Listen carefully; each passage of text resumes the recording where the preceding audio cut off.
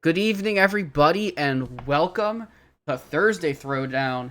It is not Sunday Showdown. I will change the text on the screen here as we are talking. My name is Dr. Fish. I will be your op for this evening, and alongside me we have two wonderful casters, two familiar faces. We have Heat Shock. Hello, Heat Shock.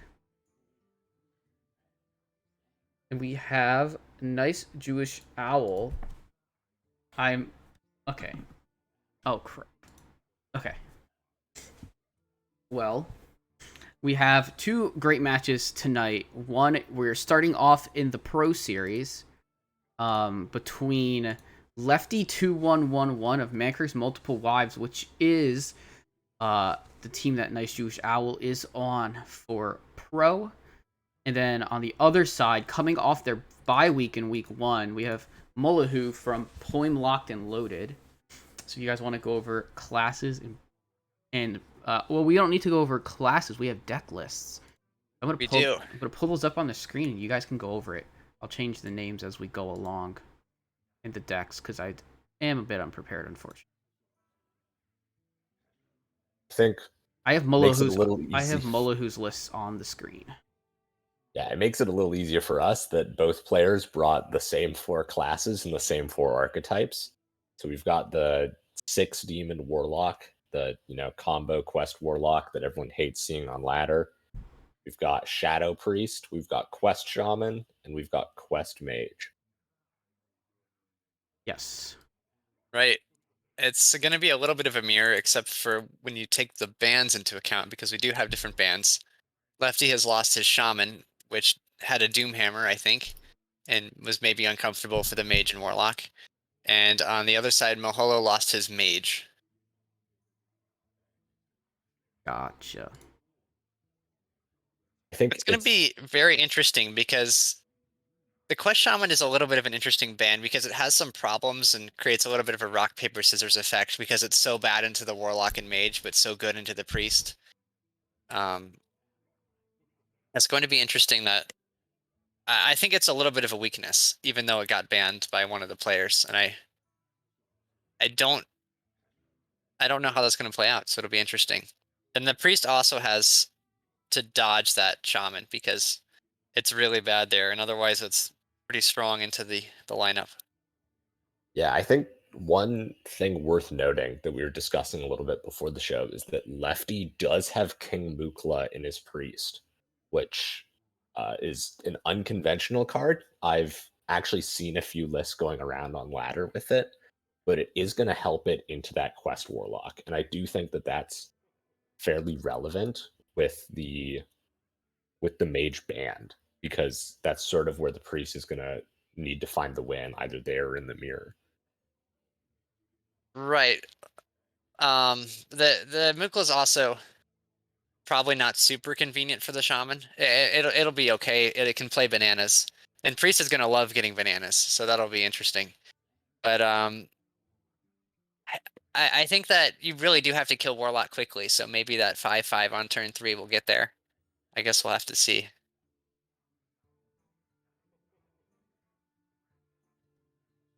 All right. Well, I have let the players know that they can. I'm gonna tell them right now that they can go. Guys can start. There we go. Message sent. So for those who are watching on the stream, we're gonna have Mulahu on the bottom. He will be our first to spectate, and Lefty 2111 will be second to spectate. He'll be on the top of our screens. Gonna wait to get some eyeballs here. Stop being a king. There we go. Okay.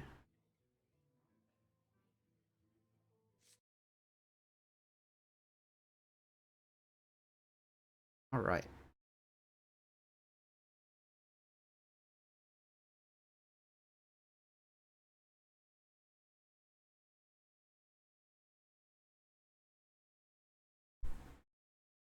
Yeah, I think with these lineups being so similar, this could really easily go either direction. Yeah.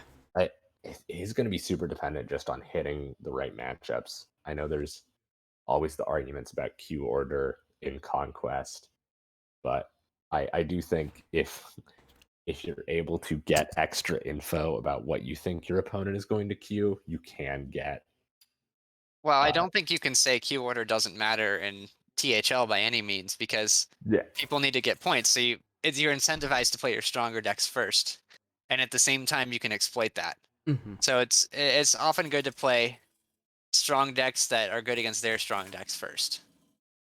Yeah, and looks like we're starting off with a Priest Mirror. Ooh.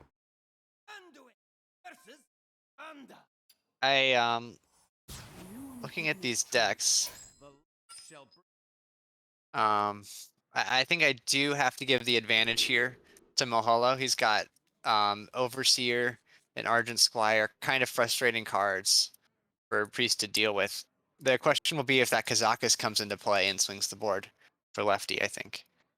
And also, Lefty is going first and has a pretty strong curve right now. So I think that will also definitely give him a bit of an advantage in this matchup.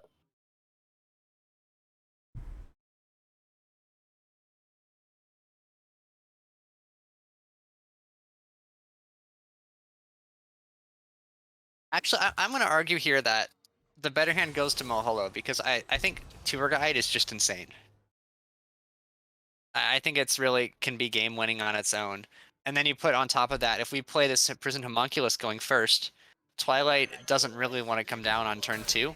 For that reason, I would have liked to see more of a thought about playing this Void Touched so we can always get this Twilight on 2 and draw the card. Yeah, I think Because we're kind of reliant on top decks now to find something good. I'm in a similar boat. I really would have liked to see that Void Touch come down just to make this curve very smooth with a 1 into 2 into 3.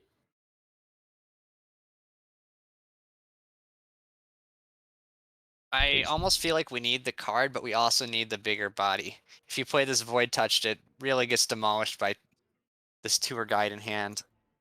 Yeah. But so does the Twilight. Either one is not going to line up well into the 1/4 here.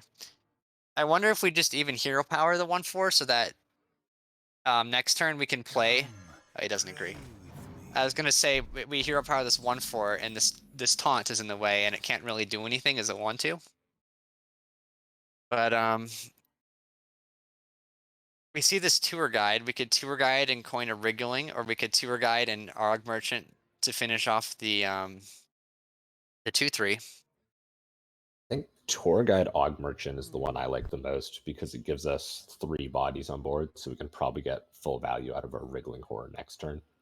Yeah, I think that makes sense. The only thing would be you need to make sure you have you might not want to commit to the coin on turn 3. It might not always be good because having a lot of 1 and 2 drops means that you want to be spending your mana very efficiently. Deciding with the Wriggling, perhaps. Maybe he wants to coin that out. Uh-oh. This is just worse, right? Yeah, I believe it was strictly What was the better for point? us to just We play missed a this. damage, and we put a damage on our guy. Stream nerves, perhaps, coming into play there, and overthinking this line. Yeah, I mean, I can also see just honestly forgetting that Guardian Og Merchant can target enemy minions because it's very rarely used in that way. I think if that's the case, then we know that Maholo is not much of a rogue player, because rogues from last expansion will be very familiar with that interaction, I think. Yeah. Well, I think even less of an OTK Demon Hunter player. There's a lot of turns where you're just Yeah. playing that Ethereal Og Merchant to kill a 2/1. I always ended up cutting the card whenever I played OTK Demon Hunter because it just felt like a Elven Archer in that deck a lot of the time. Like, can we do something better than shooting a minion for 1? But here I think we're just gonna see a 3-drop unless he wants to go wide. I think this is okay. Trying to grind out the hero power value. I don't mind this line. I think this protects the 1/3 pretty effectively. If you know that you're taking that highest attack minion off the board, then it's not going to get through this 2/5 at least now. But the 1-3 goes both ways. It's really bad when you're behind. And I'm not sure how much we should focus on pushing damage in this matchup. Yeah, I mean, I think Lefty's sort of with the curve it's looking like he's going for, he's sort of maximizing that hero power usage. And I think that's Right. very beneficial when you're using that hero power to just clear off your opponent's eyes. I think the other thing we have to account for is that 2-3, right? That he used just as a body. And because of that, he has a little bit less value in his hand, and he may want to preserve his minions with the hero power usage more heavily.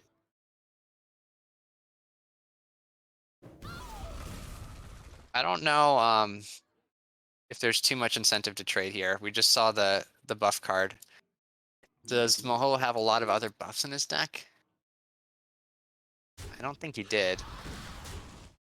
Oh, he does have the Dragon Maw Overseer, so it might be a reason to try and start chipping the board down.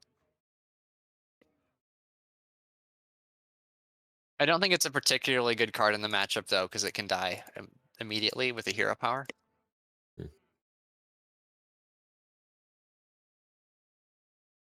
I mean, I also think that Lefty's list in terms of minions is just a little heavier, it seems.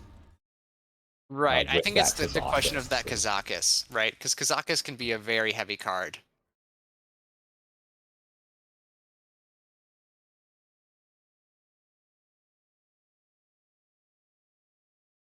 I think it's just Shadowed Spirit and killing the 3-2 here and pushing the damage. You could play the Cult Neophyte, Yeah. but I don't see a reason to do that over hero powering. The hero power is just so incredible. Yeah, the amount of Especially once you get spells. past the first few turns, it just gets really good.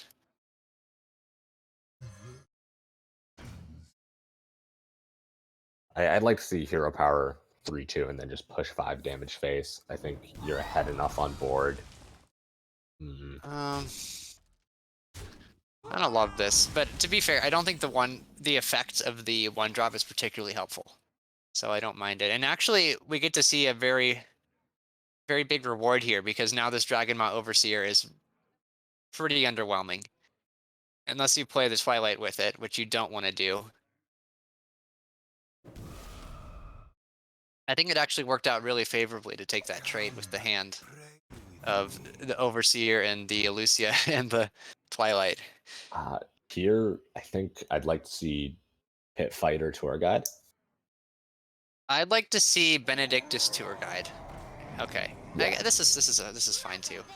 I don't feel like the Mukla is that much better than the Benedictus. I guess you just bump the 4-3. I don't like this because I wanted the 4-3 to eventually die, right? That one's less valuable.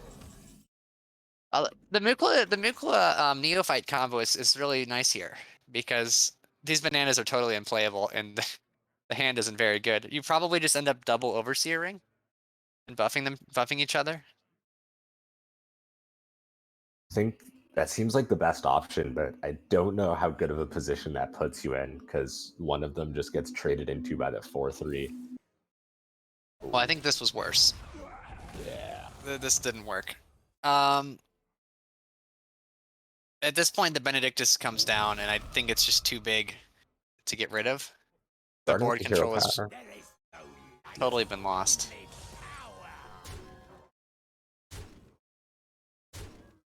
Yeah. I don't think if this Panther did anything besides draw a card, I probably would have liked to play it there. But I think the card is nice, so I think it's okay to hero power this turn.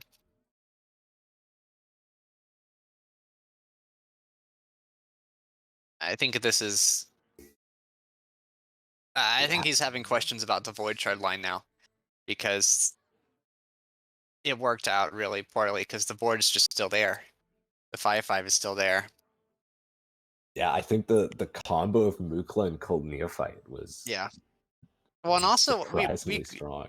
we both kind of criticized trading off your 1-drop on that one turn, but it really just prevented the Dragon Maw Overseer and the 2/3 from being good plays. That was a really heads-up line.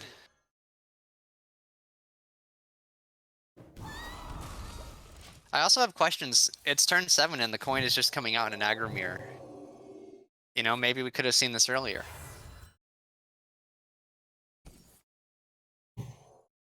I'm not sure. I would need to sort of look back and see if there was a turn where we could have played the coin to better effect.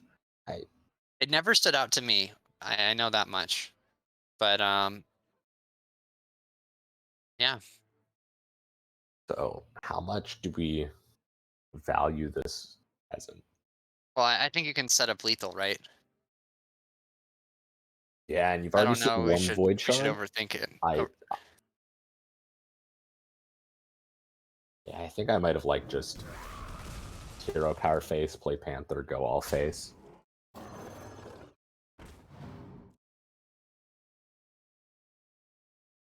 You don't want to play Lucia though, right? Because it gives them a higher chance to find a void shard. I think we especially want to play our 1-drop before we Right. Lucia. You'd always play the 1-drop. I don't. It doesn't matter, right? There's no card in Shadow Priest that fixes this. Oh wait, Lefty doesn't run Void Shard. Oh, he doesn't. We're running that's great then. Kazakus instead. Yeah. That's actually worse. Maybe Kazakus can get him out of this though. It's probably better than Void Shard here, right? Kazakus for a 5 lifesteal or something. You wouldn't have enough mana. It doesn't to really play work. The 5. They got 8 too. Yeah. Yeah. That was. I really liked that Elucia play. I think I would have liked playing the 1/4 before we Elucia, but yeah, I think Lefty looking at his deck and saying, "There's nothing in here that stops lethal. Sure. You can have it." I think there is nothing with any line that saved him at that point, as long as you push face there. Yeah. Yeah. So, Lefty is going to take game 1, and I think getting the win with Priest is really going to be the impactful win, especially for Lefty with that mage. Who's mage being banned? I think that was his best chance to get the Priest by, and he took it. Well, yeah, I think so, because the Shaman, he could have beaten the Warlock for sure, but the Shaman is a very poor matchup. So, and most importantly, it keeps the Priest in play still, when it's not a very strong deck here. This one is tough for Mage though. I think the Priest will maybe find a path, depending on the presence or absence of a flow. I think with an open hand like this, I'm liking the Priest's odds. Yeah, this is going to be frustrating.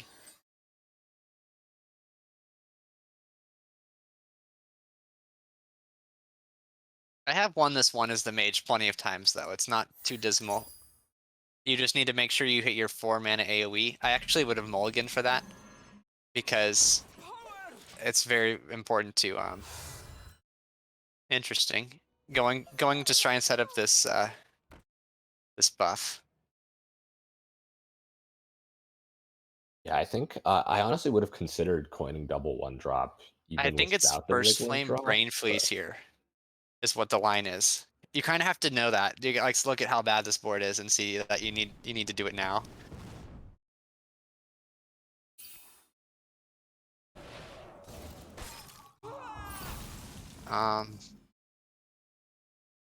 Do you play the Neophyte to stop flow here? I think this is fine. You know the First Flame's in hand. I think this makes sense with the knowledge of the First Flame, because you know what else is he gonna do besides shoot your guy, right? Yeah. And now the First Flame's gonna come out on this 2/3, I guess.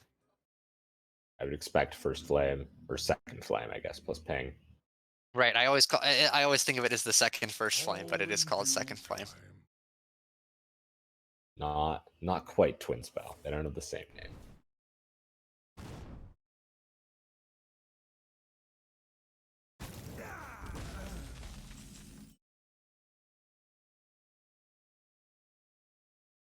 I like the Cult Neophyte here. As we were talking, the 4 mana board clear, very impactful, and shutting it down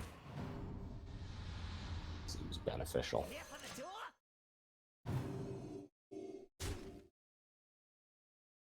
Well, I guess we play our studies. Yeah, that's an arcane spell, so we can proc the next stage of quest. Lab partner. Yeah. I don't think we need the Steward of Scrolls, and Solarian obviously turns off the Apexis Blast here.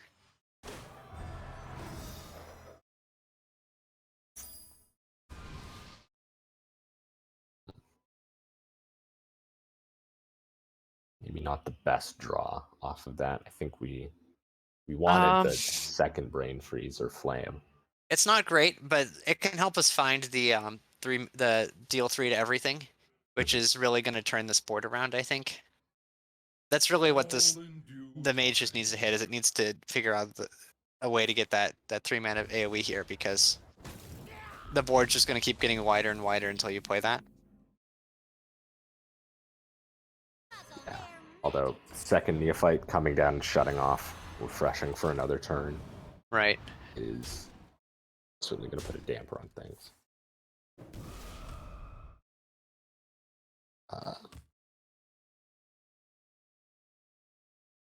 I'm expecting like a ping flurry here. I think you can't take this damage right now. You could do an ignite and a flurry. Ignite the Cult Neophyte, perhaps. I don't know if you want it in the raised Deadpool though. I was almost considering playing Lab Partner, then igniting the 4/3, and then Flurry. I think that's fine. I don't think there's a reason we need. I guess the downside would be cram session.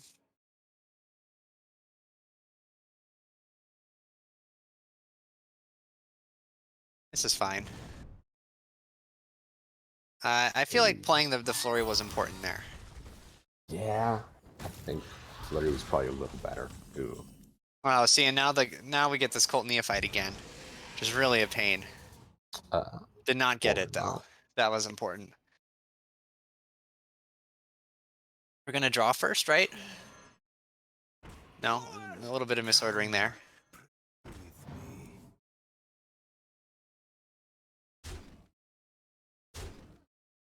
And now even Ice Barrier isn't going to fix the problems. Well, there's Cram Session. I think we're starting with Refreshing. Here, it's the same either way, right? We just need to hit the AoE here? Yes.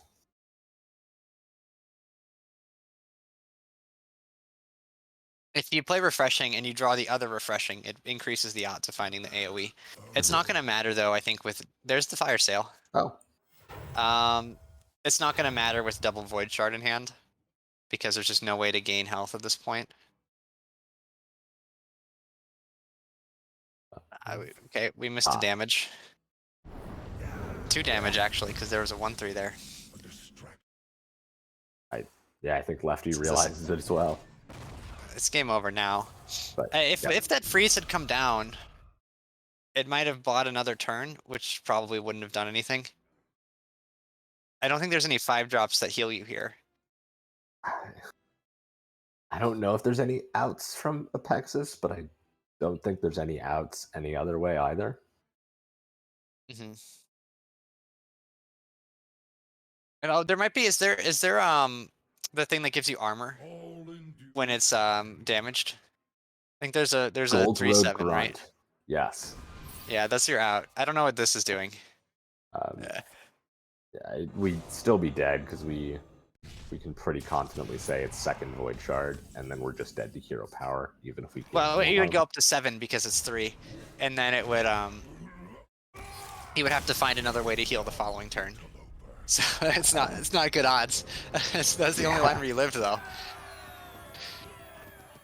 Yeah, I mean that matchup is fairly bad for the mage to begin with, and Cult Neophyte very relevant there, and hitting both of them. I do think that not playing the flurry was a pretty tremendous mistake. I think it represented an extra like 4 damage over the ping, right? Because we pinged a 2/1 instead of freezing potentially a 4/3 and a 3/2, right, or something like that. It was a 3/2, 2/3, 2/1, so it would have prevented 3 damage. 3 damage. I mean, that would have been a big deal at the end, right? 3 damage might have been. Would have been 2 extra turns probably. So yeah, definitely could have ended up being relevant. Oh, that's priest through. Yeah, so now, I think, Both priest. I think the shaman's in trouble, is what I'm looking at here. I'm not seeing how the yeah. quest shaman gets through the mage and the warlock. So I think that makes sense. Queue your warlock, try and get the point there, and if the mage or the shaman doesn't get through, at least you got 2-3. Mhm.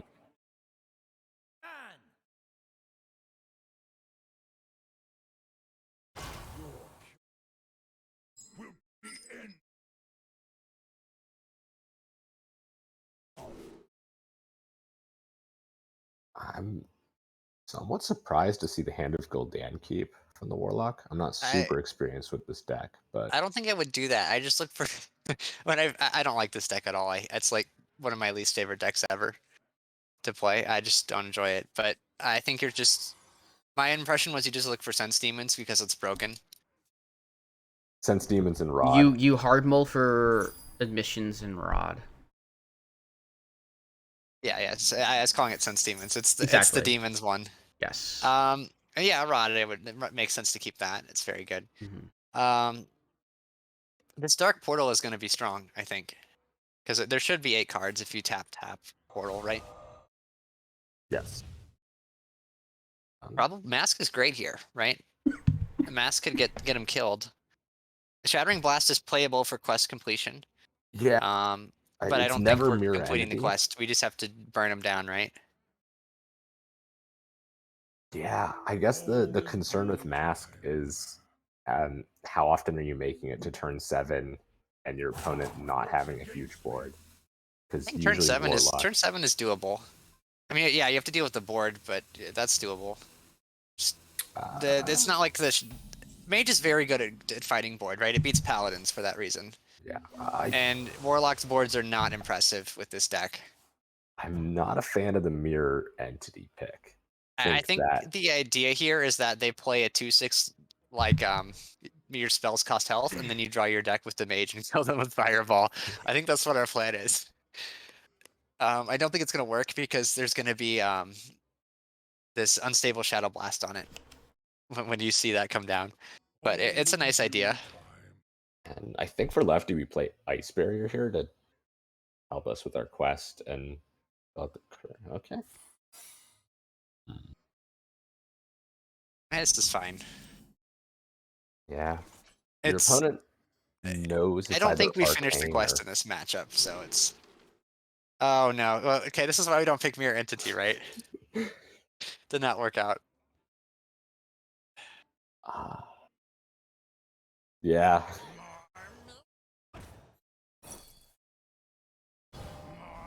Now the imp gets shadow blasted and it activates next stage of the Warlock's quest. Uh,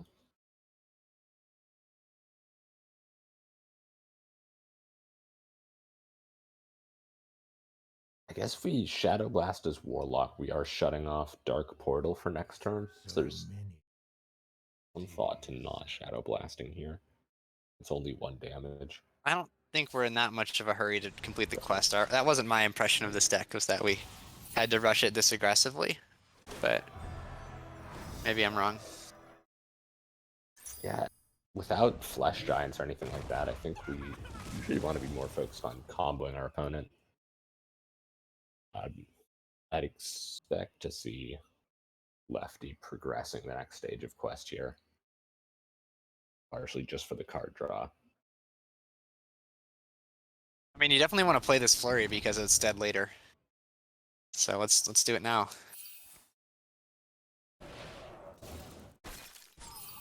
I wonder if you're supposed to Shadow Blast your own minion there. I think that would have been reasonable.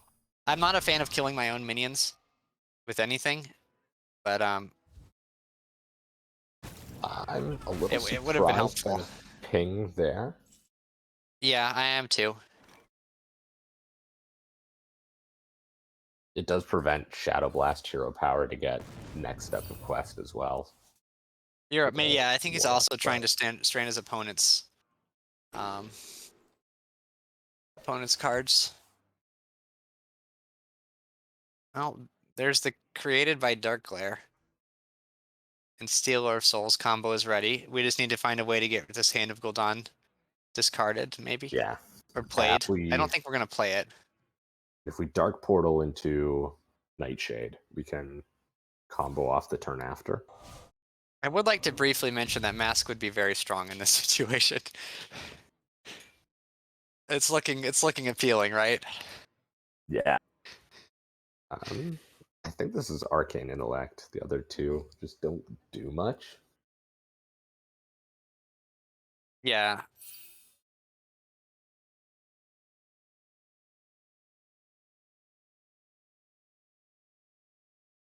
I don't think Studies is very good here. Because there's, unless we hit the 1/3. Oh, well, there's the Phoenix. Phoenix is great. You probably live 2 turns, right? Yeah.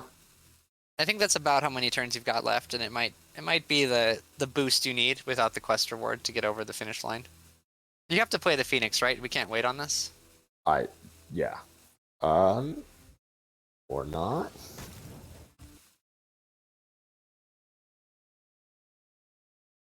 Warlock just Dark Portals. A second Dark Lair isn't really what you want, though. No, and I don't feel like we can throw away the coin in this situation. The coin is important for this this hand, right?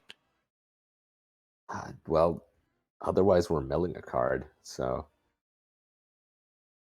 You could play the free Dark Lair. that would wipe out the discount on our other demons. Oh, though. you're right. Oh, that's painful. So yeah, I think it's roughly equivalent to just playing the coin. I think you just play the coin then. Yeah, you convinced me. This Hand of Gul'dan keep is looking worse and worse as the game goes on.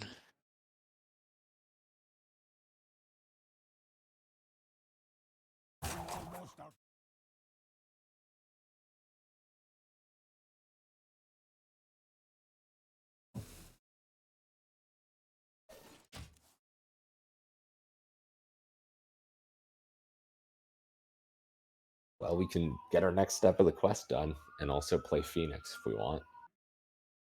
Man, I just don't care about this quest. I want to play this Phoenix and then just kill him with spells. So I kind of want to play the AI and hold this Ignite, I think. I could go either way on the Cram session this turn. I think I start with AI. I think that's pretty good here.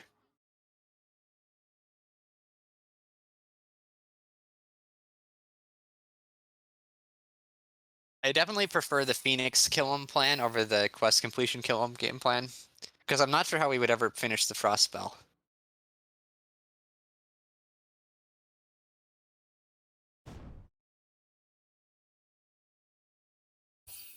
Yeah, well, I think we developed the Phoenix this turn, and then we draw with AI next turn. I guess we could take Shattering Blast if we're really dead set on completing this quest. Oh, I hate that.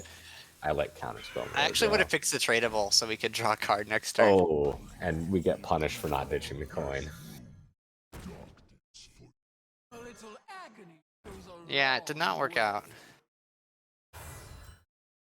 Why are we coining? Yeah, I'm interested why we coined there. This. I mean, the mage doesn't have an answer in hand, so I guess this isn't terrible. But yeah, I think You have to expect them to deal with this, right? It's not nearly that hard to kill the Stealer. Impexus Blast Ping does it. Fireball, Brain Freeze, and a First Flame or something. Because I don't think the Dark Layers are the threat. It's the Stealer, right? If you kill the Stealer, you're fine. Are we... This seems like suicide. Yeah, we're setting ourselves. This is just killing yourself, right? We still can't play the Hand of Gul'dan. Yeah, we can Drain Soul the other Dark Lair. I don't like Drain Soul. This is terrible. To be fair, I do think the Warlock was in a terrible position anyways. But yeah, I'm not sure about that turn. I think we're really just getting punished for keeping these Hands of Gul'dan and then milling the Nightshade. Right. I mean, I think we've seen some really questionable lines here.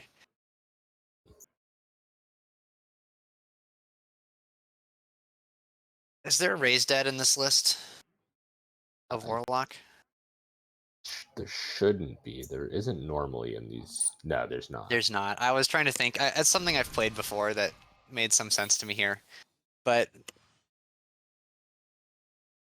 at this stage, if we kill the Stealer, or even the Dark Glare, probably just the Stealer, I feel like it's too much. Like, I don't know how we're going to complete the quest then.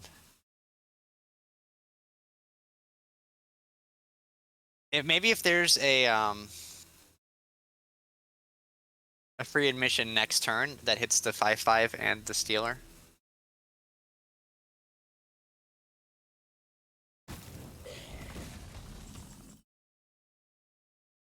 Tap into free admission. Yeah, I think At the out. we start with tap, and if we don't hit free admission, we play hand. Yeah. Gosh, if the mask had been here, Yeah. it would just be like almost lethal.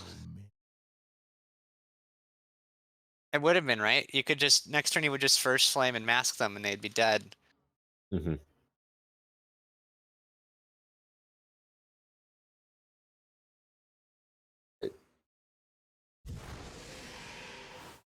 I'm not sure about this line. I mean, you're desperately trying to get health because you just killed yourself last turn, right? Yeah.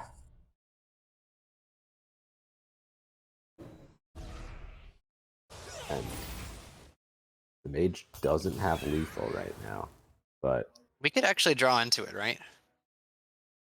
um, Is it possible?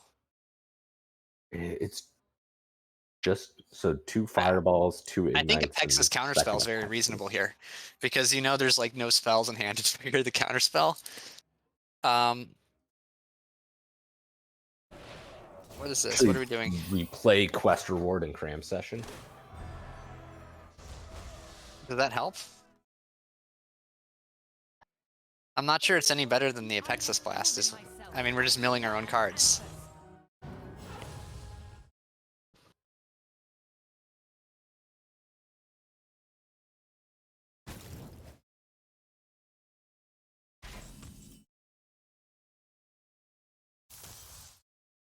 I think So Apexis counterspell would have just been lethal here, right? Or there wouldn't have been anything to be done if you had gone with that line. I'm not sure what the warlock does anyways here. No, I guess not. Demonic assault the 2/3. You have to kill the It's not 2/3. dead. But wait, the 2/3 might block the 7/7. You have to hope that happens, and there's not enough spell damage. Yeah. We know there's like any removal card off this Gram session will be lethal, but Yeah, this is lethal in hand. okay, yeah, we just have Fireball Apexis. Apexis, yeah. Yeah, I mean, warlock definitely did not draw well, and I don't know that it was just the draw, because I think we saw some fumbling here from both sides. The mage, yeah, if we had taken that mask, we could have killed a couple turns faster. Well, the weird thing about the Mirror Entity is it baited your opponent into taking 5 from the 2-mana spell. Yeah, that's fair. If he'd killed his own minion, it also would have been a lot better, because that hand would have gotten really gross with the spells that couldn't target minions. And instead we got to cycle that freeze.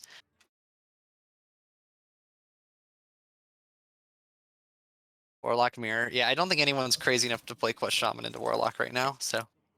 Yeah.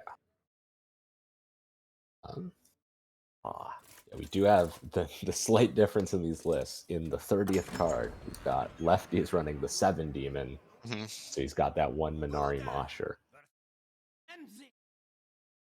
I'm actually a fan of 4 demons, personally. I think that's pretty wild and fun. If you're trying to win the mirror, right, you just play 4 demons, and then you always hit your discounts.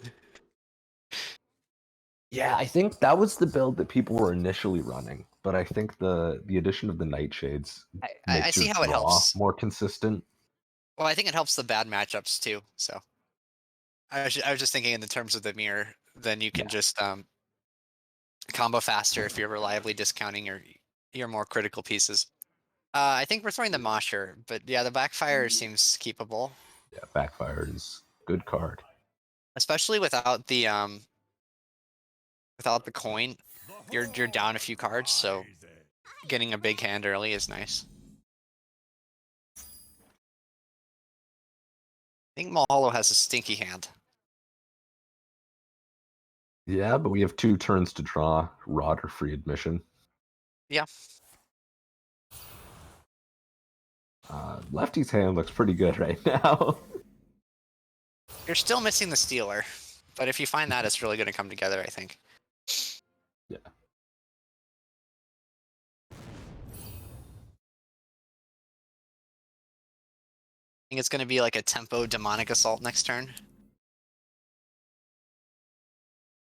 Yeah, I think, honestly, Warlock suffers from a somewhat similar issue to Mage, in that your deck has a lot of targeted spells, and because you're drawing a lot of cards and a lot of those are targeted spells, if your opponent doesn't play any minions, it can often be hard to get those cards out of your hand.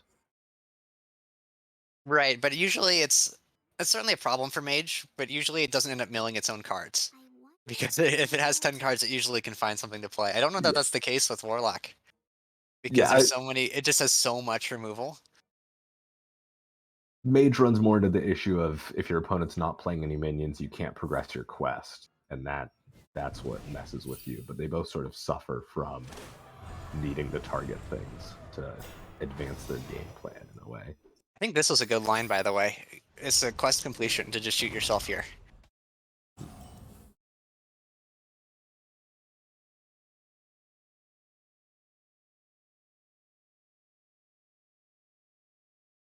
I think you just try to empty your hand here, double Soul Shear, and then you can start tapping again.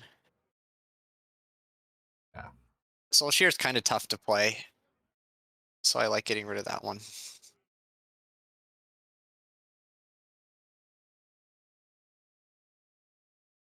You could Soul Shear tap. I think that's reasonable.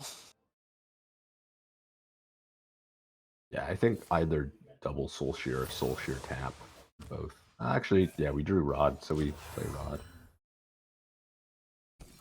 This does give Lefty the opportunity to get the Drain Soul and Soul Shear out of his own hand on his own minions if he chooses to. I like Unstable and Mosher.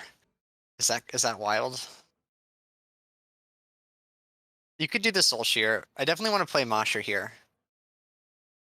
Yeah. I don't know if we're ever getting Mosher value outside. I don't think it's gonna matter that much. We get enough value here, right? It's enough. Yeah, it hit a minion, it hit the opponent. That seems good. Chip damage is like surprisingly relevant in the Warlock mirror. Right, because they'd have to deal so much themselves. Yeah, and usually the turn you combo off, if you don't have insane APM or a good hand, you're often not killing them the turn that you combo. But if you get your opponent down to like 12 or 15 with both your damage and their self damage, you can usually kill them that same turn you combo.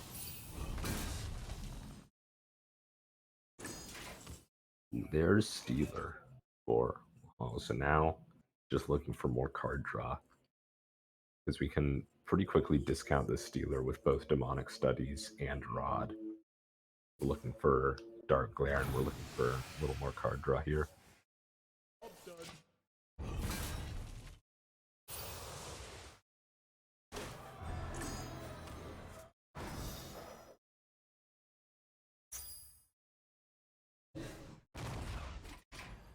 Well, time for the Nightshade, right?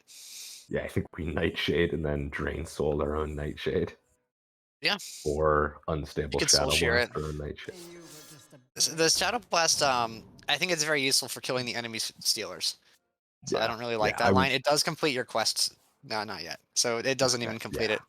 I wouldn't Shadow Blast, but it is another theoretical option. I think I'd go for Drain Soul over Soul Shear, but I don't know how much of a difference it really makes. We do want the soul fragments in our deck, right? From a healing perspective, yes, but the animation can slow you down if you're trying to actually combo. So sometimes you don't actually want them in your deck. Why did we not play anything? We have a Nightshade. Yeah, I'm.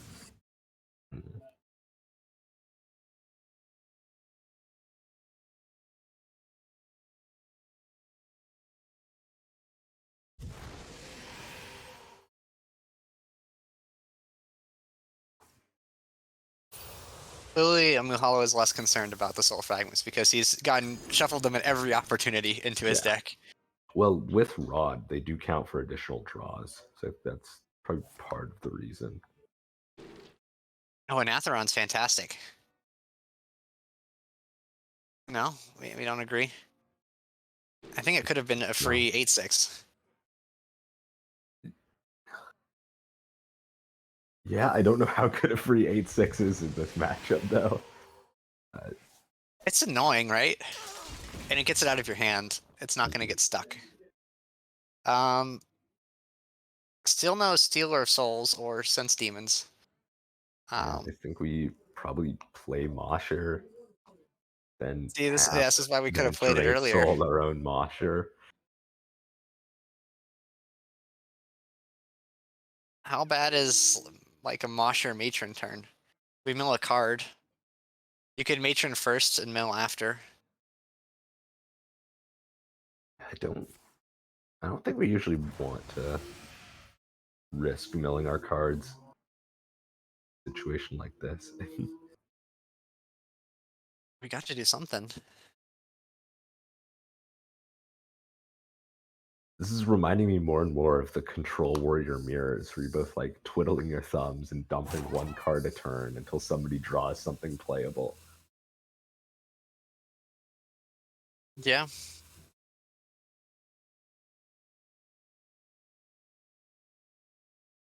I don't know, the Control Warrior thing was more interesting because your resources mattered, right? And this your resources are actively bad.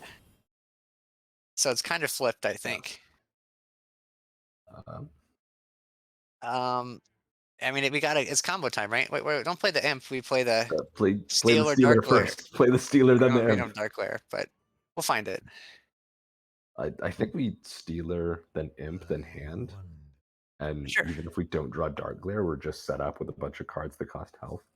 Right, we've invested 2 discounts into this, so we don't want to play the Imp, never right? played it. What?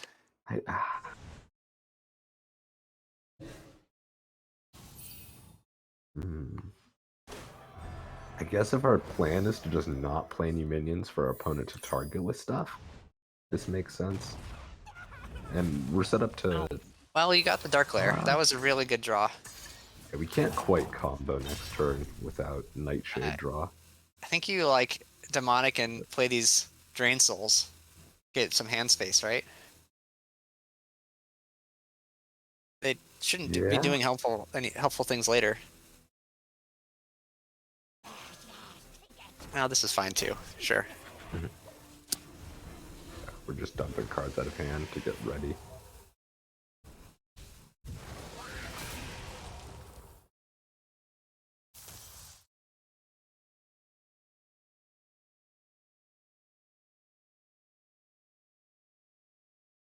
We have to play this Mosher at some point. Yeah. This is some things went wrong this game. We've had a spider tank in our hand for like the past 7 turns. That wasn't the spider tank I wanted to play.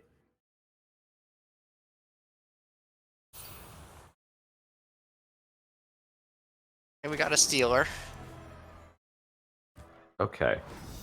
Yeah, we just want to ditch cards in our hands so we can potentially combo next turn. I think we just play... Probably Soul Shear and the heal, right? Drain Soul or Soul Shear touch.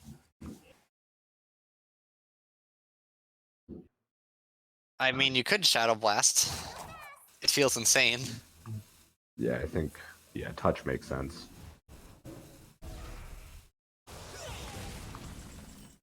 Yeah, this is Stealer, Dark Lair. Freed Mission isn't guaranteed to draw Nightshade. It's very likely, but not guaranteed. Okay, we did draw it. Found it.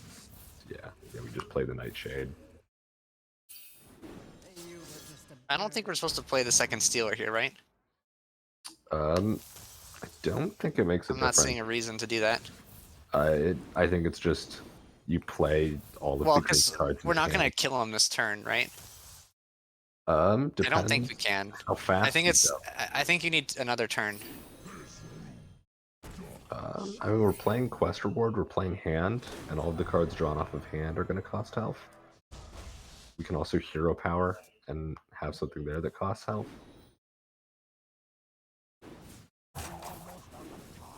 But we don't want to. We want to just play the hand, right? We don't want to play the playing Hand is 5/5. more damage.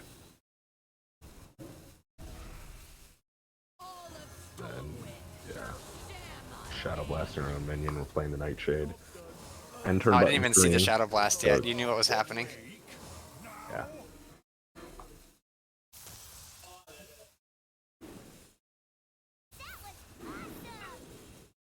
I think we're supposed to Shadow Blast the Dark This looks Glare like a for missed lethal, but I don't think it's going to damage. matter. We only missed 1 damage there, so it wasn't a missed lethal, as far as I can tell. Did we ever tap? I don't think we could have. Yeah, I don't think we would have had the mana. Because if we played more cards that costed health, then we didn't get the damage with them from Tamsin. So I guess we had tapped into something that costed more. We potentially had lethal, but not tapping made more sense. It doesn't matter. You can't even finish the quest as Lefty here. You don't have the health. I mean, you can heal. You can heal to 8 and then die. And the other thing is, when you finish the quest, it's not going to matter, because if your cards cost more health than you have, you can't play them, even if they damage the opponent, right? I think Lefty is just lost here. And, yeah, I think Lefty was waiting for all the animations to finish so that he could see what he drew, and then realized he didn't have a chance. Yeah.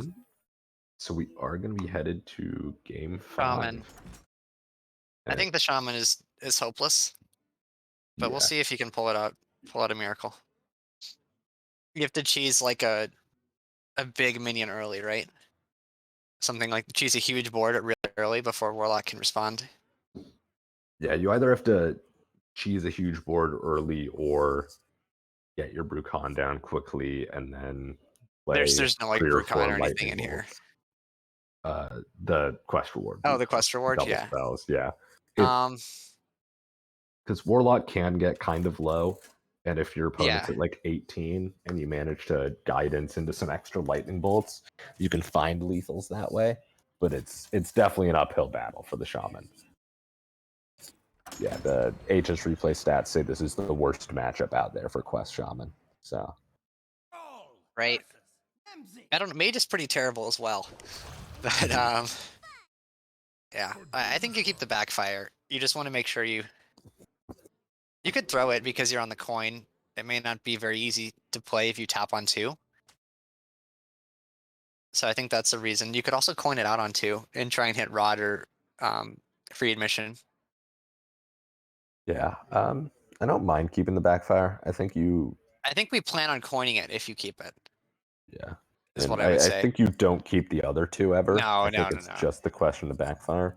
You definitely keep the Lightning Bloom. I didn't see it be mulliganed yet, but that's the best card you can have early. It looks like he did mulligan the Lightning Bloom.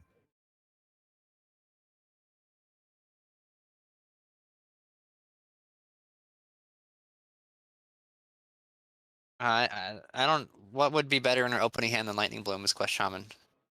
We just talked about how you need to go fast, right? I'm not sure. This seems terrible. Looks like Like Lefty now did. And this Perpetual Flame's useless. Yeah, with Lefty's hand, looks like right now he's really just looking for a rod. Because right now we're comboing turn 9, but with a rod we could do it a lot faster. Yeah. I'd like to see the coin here.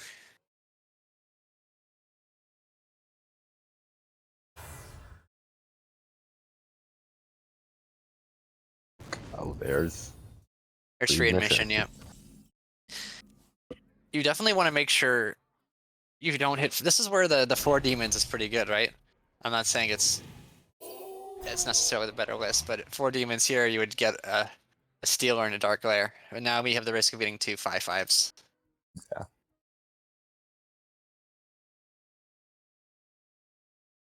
I think you ripped the free admission. Think so. I don't know if there's really any punish for leaving some stuff on board. Yeah, I don't see what are these 2/3s gonna do. Yeah, there's no Bloodlust or Storm's Wrath or anything similar for Shaman anymore. You're not really Next, you worried want to about play this buffs. 2 mana cards on turn 4 anyway, right? Oh, perfect. Nice. That's Now we pretty just good need combination. card That's 1 draw. in 16. 1 in not 1 in 16. What is that? It's better than that, right? Yeah, well, it's a 50-50 on the first one, and then a 1 in 3 on the second Yeah. one. So it'd be a 1 in 6. Yeah. Well, now we just get Shadow Bolt Soul Shear, right? Yeah. I guess we could also Soul Shear Mortal Coil Touch. And Sure. it draws us an extra card. I don't think we want to use the Mortal Coil until it's better with the Stealer, right? Yeah. So I don't see a reason we need to use it here. Yeah, I think the thought to using it would be that we're trying to dig for some sort of card draw to go along with Stealer Dark Glare. But there's very good rationale to just say that. Well, it is our card draw. It's not the best, but it's card draw. Mm-hmm. Yeah, and like even next turn we could go Dark Glare Stealer, tap Mortal Coil. Yeah, we could. I don't think that'll be the line. Yeah, I probably wouldn't, but it's an option.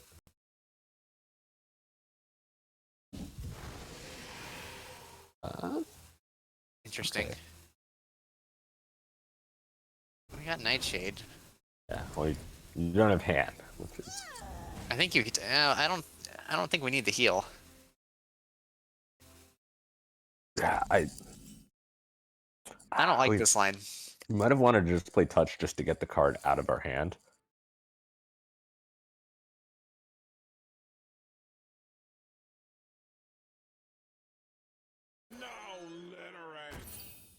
This hand from the Shaman has been pretty slow, though. I don't think we're enormously concerned. And we're set up to combo turn 7 now with Dark Glare Stealer plus Nightshade.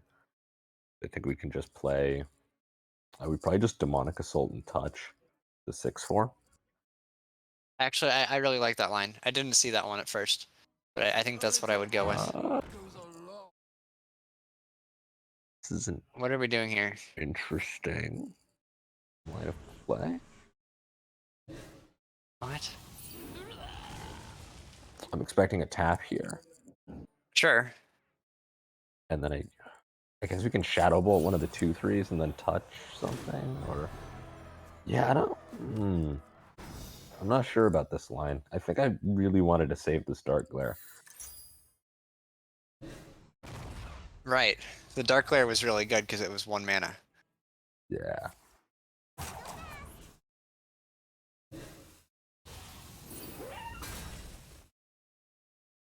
I mean, it does technically force a response here, but not a particularly painful one. Yeah, Quest Shaman doesn't usually struggle to. I think what we're seeing here is we're going to see the turn 6 quest completion, and he's not going to he's not going to play the reward until turn 7, is I think what he's going to go for. But Shaman can maybe set up a he's got 3 Serpent Shrines, so that's 9 plus 2. Maybe you can get there.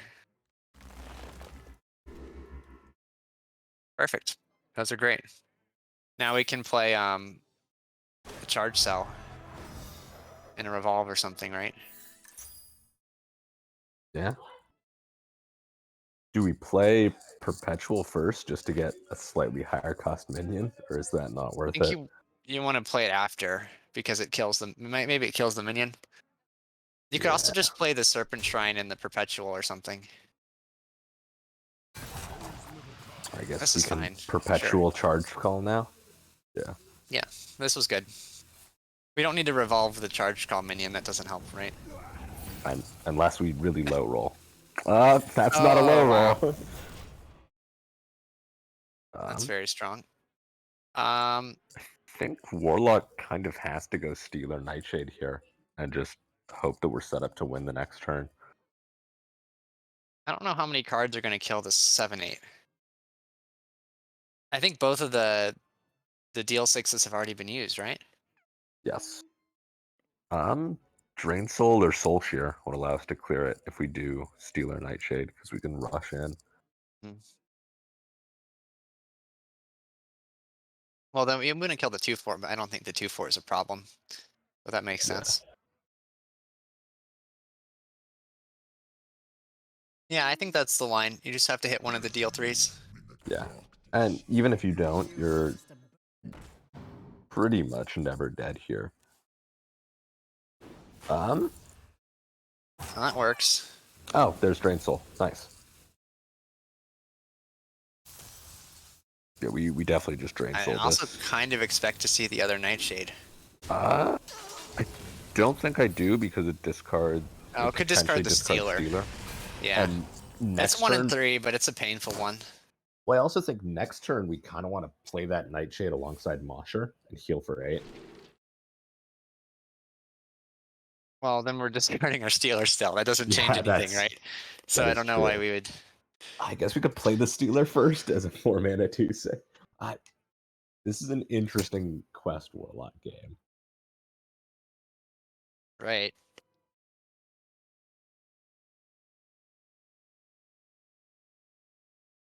I think you just pick the Thalnos, right? It's Yes. kind of silly to do anything else.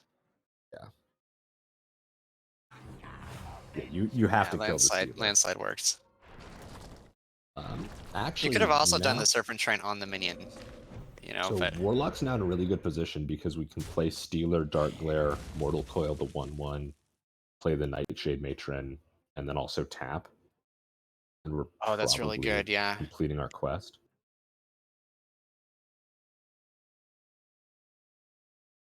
I really like that. He might go for the Skull Spirits here, but I'd really like to see that line.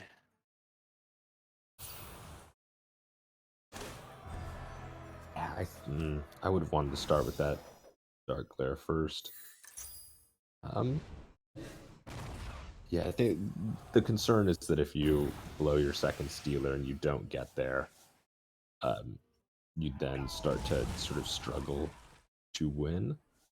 But Right, but I think we can go for like a tempo. We still have a backfire, right? We can kind of go for like a tempo-y into backfire lethal kind of game. Backglare or backfire and second hand in deck. I believe.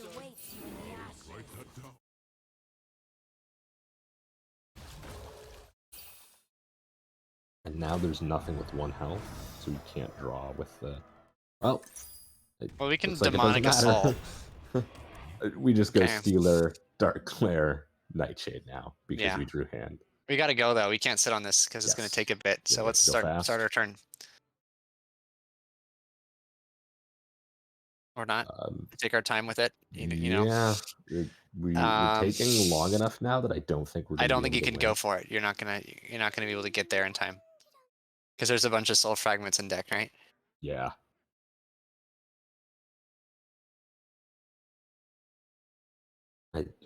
I think at this point we kind of have to now just double Demonic Assault and plan on going for it next turn. Because if we put up a wall of taunts with why would we do that? No, that mills us.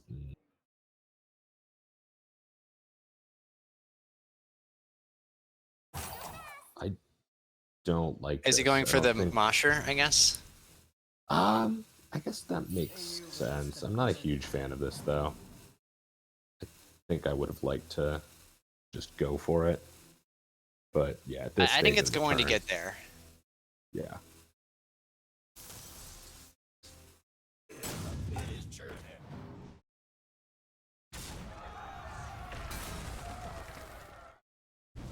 Yeah, I think we potentially won on that turn, but this is a very safe line. Well, I think after you realize that you don't have time, Mhm. don't try and force it, right? Yeah.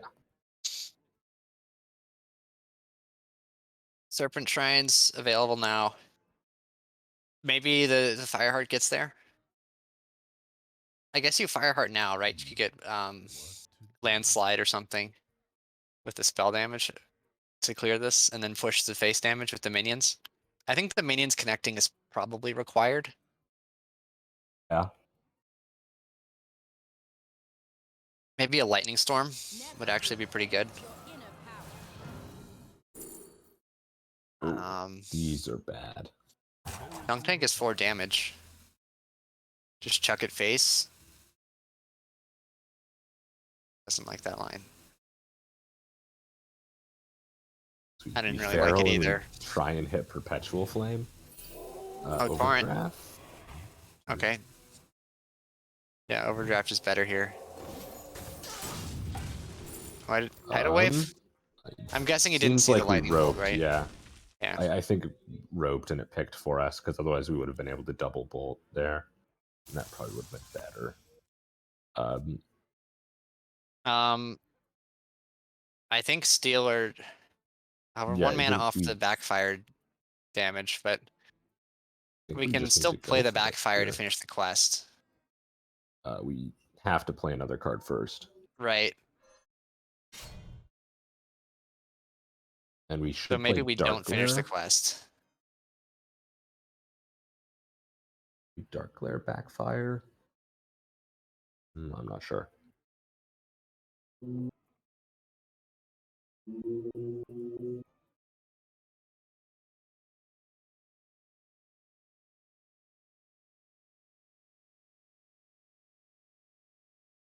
Well, now I kind of don't want to. Well,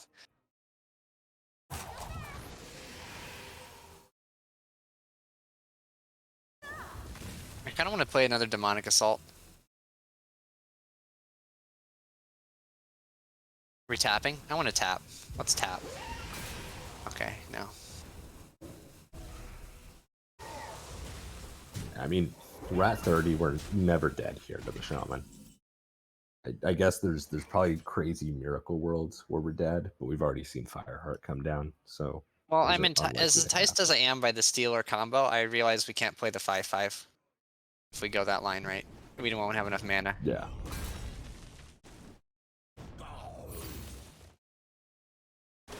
This is actually a lot of damage coming in. It's 18, right?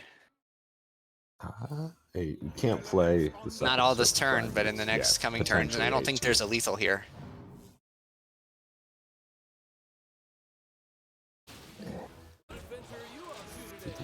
Warlock. I think the Shaman's got this.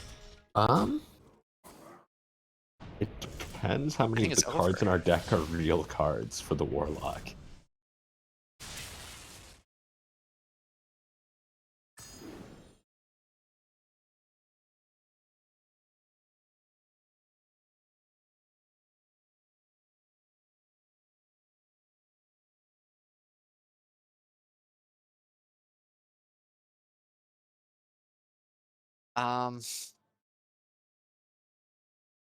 I don't know what we're doing here.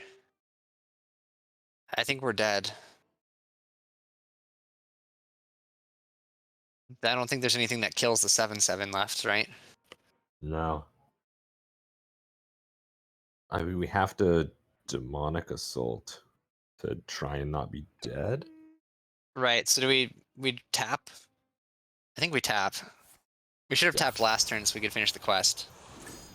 We can School Spirits and Demonic Assault, Yeah, I and think that way we we have can to. block the 7/7. It's not going to work because of the tidal wave. Um, I mean, Mullihu's overloaded for 6 next turn. Oh, 6? So, 6 yeah, is I a think- lot.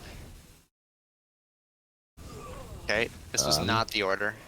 Yeah. We still do it.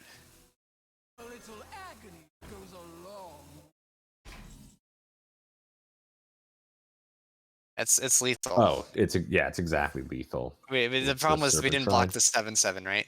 Yes. We needed to block the 7/7. Um. Wait. We see it, right? We spells cast twice. Yes. Okay. Okay, we're counting. We're counting. Yeah. All right.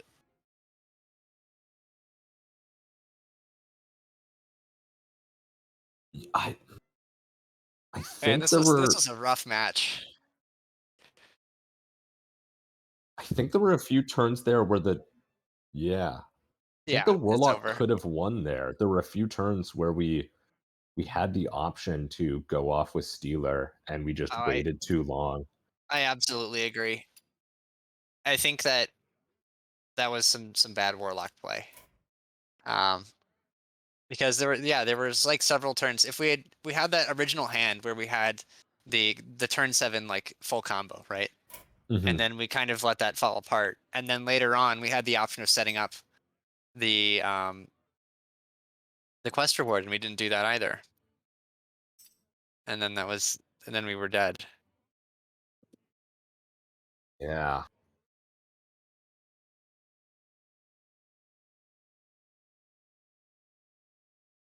All right.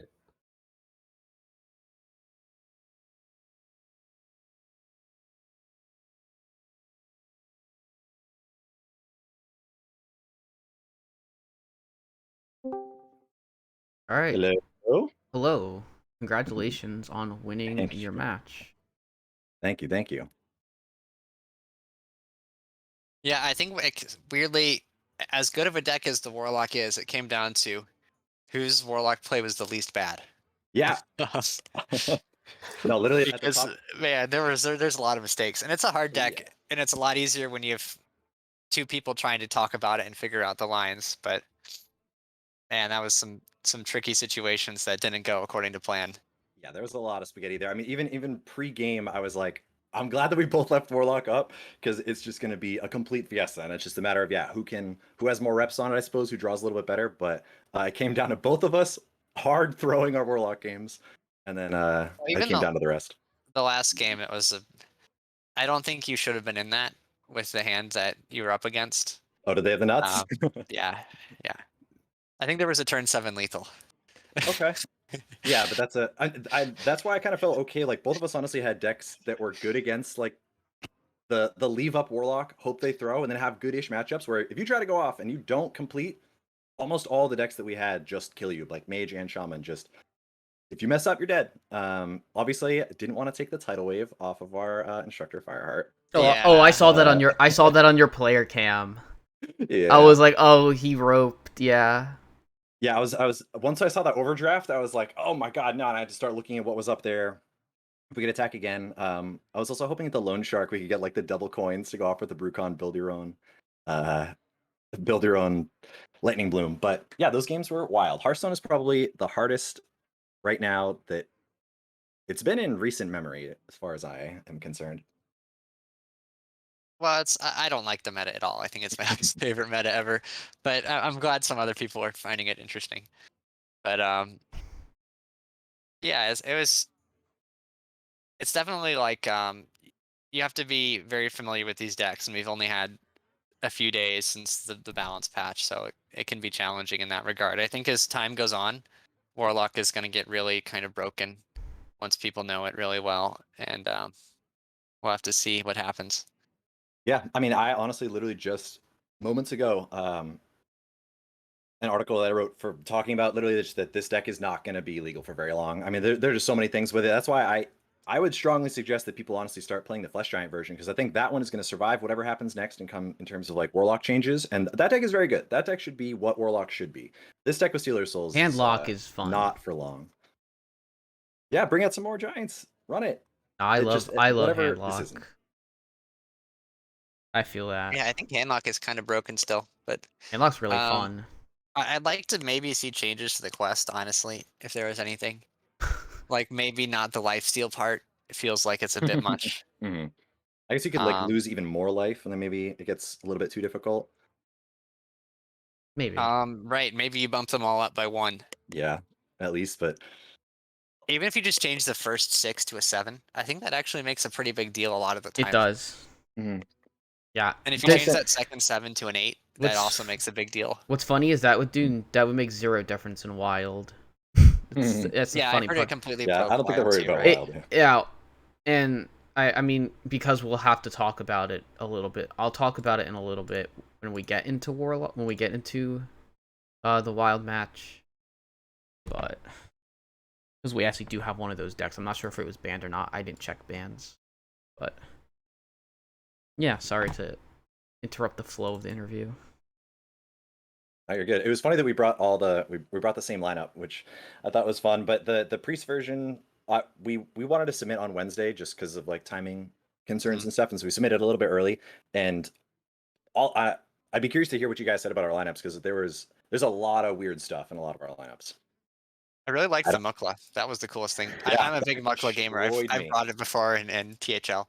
Holy moly, yeah, that guy went crazy on just 5-5 and a 5-6. This is just already game over. Yeah, it was Mhm. Mukla and a pit fighter.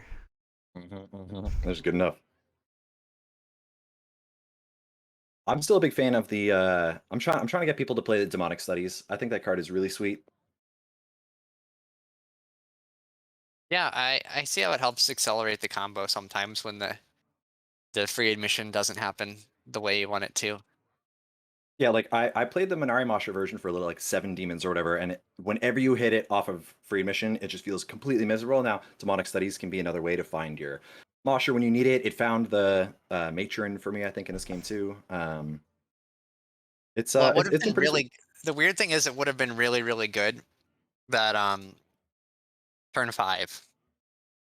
Lefty had it turn 5, and it would have been really like it would have been good when it was played there because it would have done 3 and healed 4, and it didn't happen. And then that thing sat in his hand the rest of the game and clogged it up. Yeah, that's why I don't like that So, card.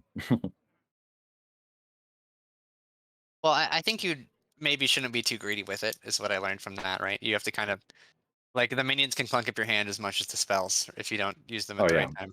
Oh, like you're saying if you just jammed it on the demonic assault void walkers that were hanging out. Yeah. Okay, yeah. No, that makes sense. I mean, yeah, you're literally never triggering it otherwise. I think you just played it into nothing later on. And then one of the interesting things was that he picked mirror image over a Mask of Cthulhu. And the mask would have just killed you on turn 7. Yeah. But he picked mirror image, and then you gave him a desk imp, and then you killed his desk imp, which enabled him to complete the quest, which was very interesting too. Did you ever think about killing your own imp there? Yeah, definitely. I mean, that's what I was starting to do as soon as it happened.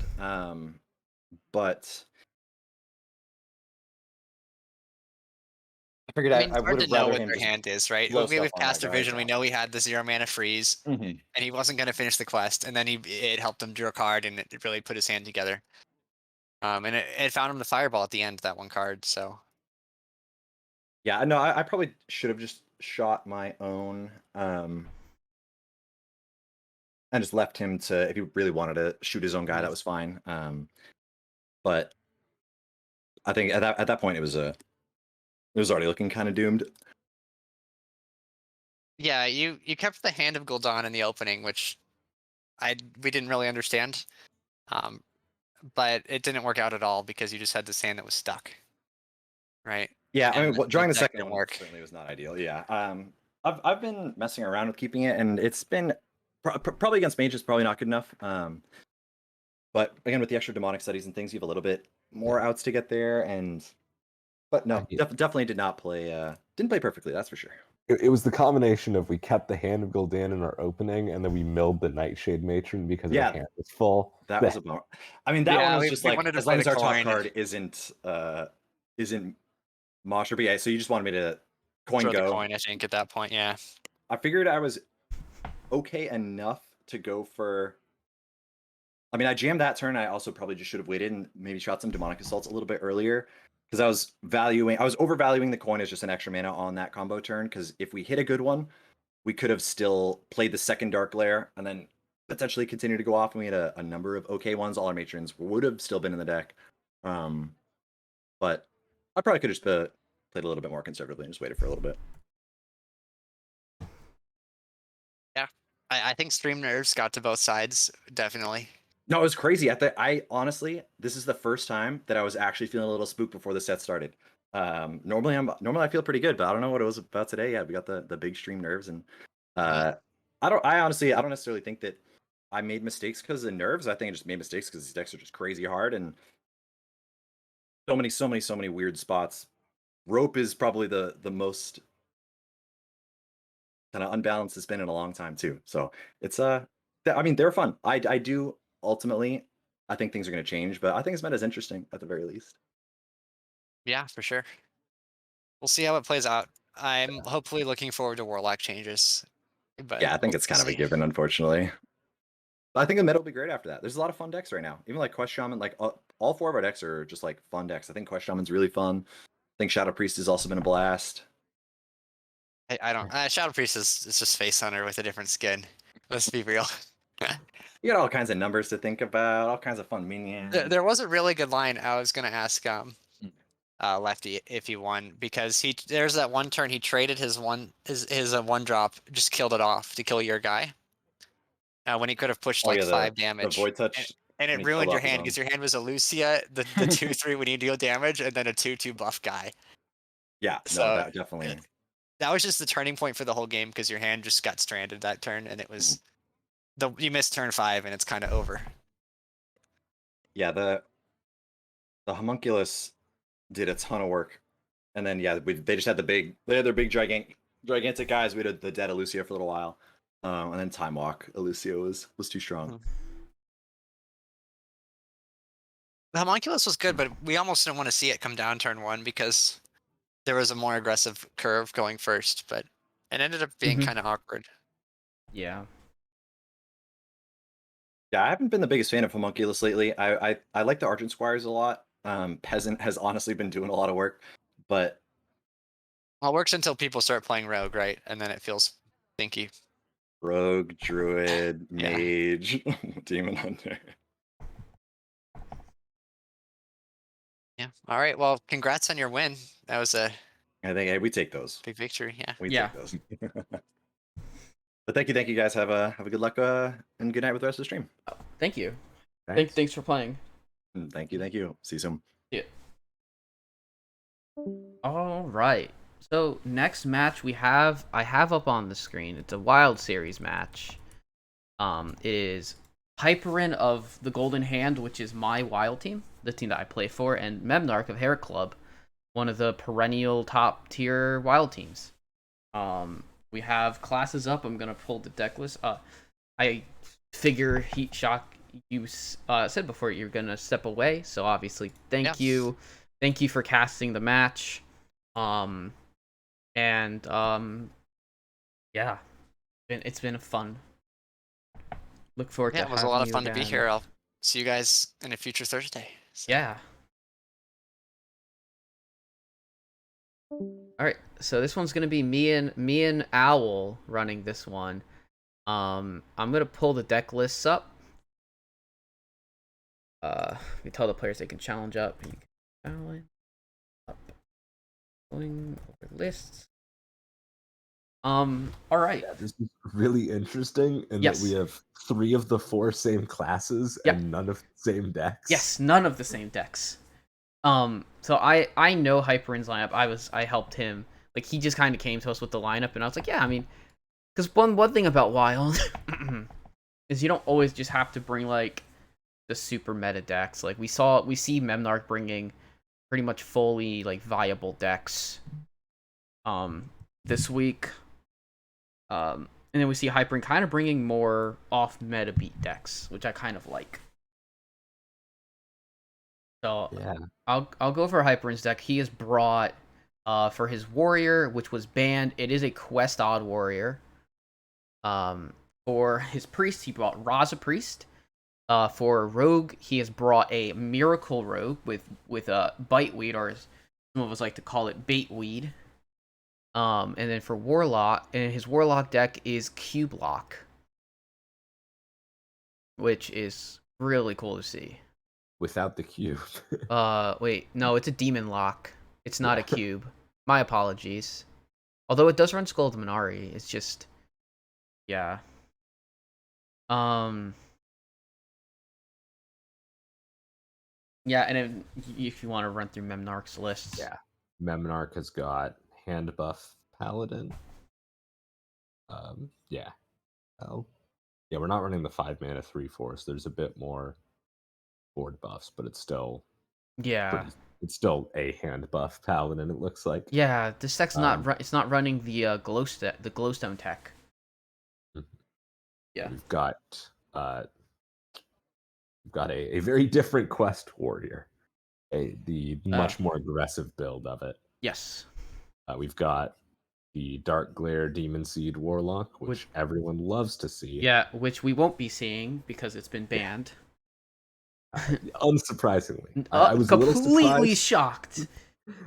I was a little surprised when I saw the match preview. And I said, only one Warlock got banned. And then but you the saw other Warlock wasn't Dark Glare. And then Glare, you see that it's not Dark Glare, yeah. So, and then we've got the Aggro Shadow Priest. Yes. So this is like this is like really aggro from Memnarch. And we see kind of a more control-y lineup from Hyperin. The issue I see with Hyperin's lineup, and he knows this because he even said it in the chat that his Raza's doesn't do that great right now. However, I think that if you can pull something like Raza into hand buff Pally, you might have a chance. Although hand buff Pally still is a really good matchup into the deck. So we'll see. I'm very interested to see how this plays out overall, and especially to see my teammate get to play on stream. I really wouldn't be surprised to see Raza find a win. Even if it's not the best into aggro, you still have a lot of good anti-aggro tools. It's good. It can win against the Pirate Warrior. As long as the Pirate Warrior Rokar. The one thing that Pirate Warrior has right now is the quest is so good.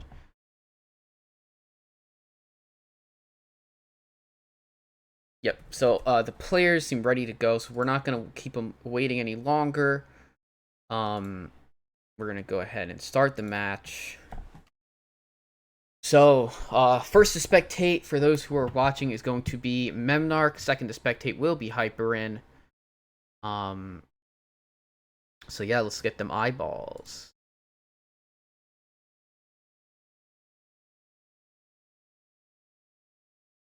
Cool. This is cool. I love getting to cast some wild.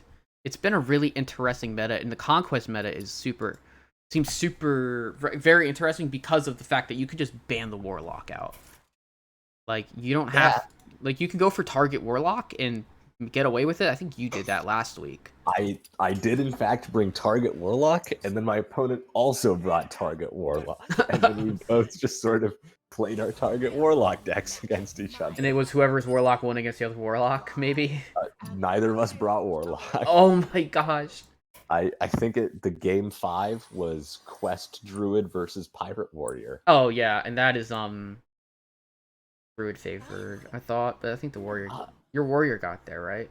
I was the one playing Druid, so my Druid got there. Yeah, your Druid. Definitely good. It mostly relied on me high rolling the first couple games by sticking very early Nerubians with both Demon Hunter and Paladin. Yes. But yeah, we're heading into game 1 now. Yeah, we got Pirate Warrior versus Demon Lock, essentially. It's always cool when you see players bring decks that they really just like, I guess. Like I think to some extent, like the players who play, like obviously they're really good decks like what they play, but when you see someone pull out something like a Demon Lock, I think this deck might actually be pretty okay into Pirate Warrior because there's so much taunt and disruption. Yeah, and I mean honestly, this Dirty Rat is just going to be a 2-mana 2/6 taunt. Yes. That pulls a pretty mediocre minion. but it stops the part of the quest from going off, or you can hold it until Rokara. Like, you could just hold it and try to pull the Captain Rokara after it gets completed. But this deck runs, this deck runs 1 weapon and two spells. Everything else is minions. So good luck. Yeah, pulling Rokara certainly seems a little ambitious. I Yes. think, honestly, I'd like to just see the Dirty Rat. I come would down too. Here. I would too. You're either playing Sense Demons or you're going like Mixtures plus or Mistress plus Dirty Rat. You're doing one of the two. For tap. Oh, you know what? I got Patches bug. My apologies. Ah, Be right back in. back from the Warrior. It's turn 3. We can just drop a Deckhand plus Ankar. Yes. Deckhand plus Ankar. Oh, Looks Bloodsail like Deckhand plus Ankar. Yeah. Looks like was considering playing the Ankar first. Yeah, sometimes you want to play that so you would... Oh. Well, you just want to play it out normally. Actually, I guess we're holding the Bloodsail Deckhand so that we can play Ship's Cannon plus 2 1-drop pirates. Yes. My first instinct was that shouldn't we have just played the free 2-1, but this makes sense now. Yeah. So we have the game back in order. I'm no longer bugged. And I would expect we're going to see Ship's Cannon plus a few pirates come down here. We're just going to see what the draw is. It's a South Sea Deckhand. Unfortunate that it wasn't drawn first, because you would have just played that out immediately, I would think. Oh. You know what? I really like this play. 50-50. Oh, he could have gotten the rusty hook. Yeah. Which, no, not too bad. It's a weapon, but yeah, you're right, that was a 50-50. Though this allows Hyperine to pull out a Forge Fiend on this turn. I don't think he has any demons in hand. He could sense demons if he really wanted to make it like more difficult on himself for it. But I think you just trade, let the Moarg Forge Fiend come out, and then you sense demons after. Yeah. Then then you could maybe try and... I don't think there's a reason to Dirty Rat, because if you pull the cannon, it just makes it so much... Like, you have to think maybe he has cannon or something that's just like... You really don't want this. This is a real problem for the Warrior right now. He has to like trade and kill off this minion as fast as possible. Yeah. Man, hitting an 8-8 with your face feels bad. It does.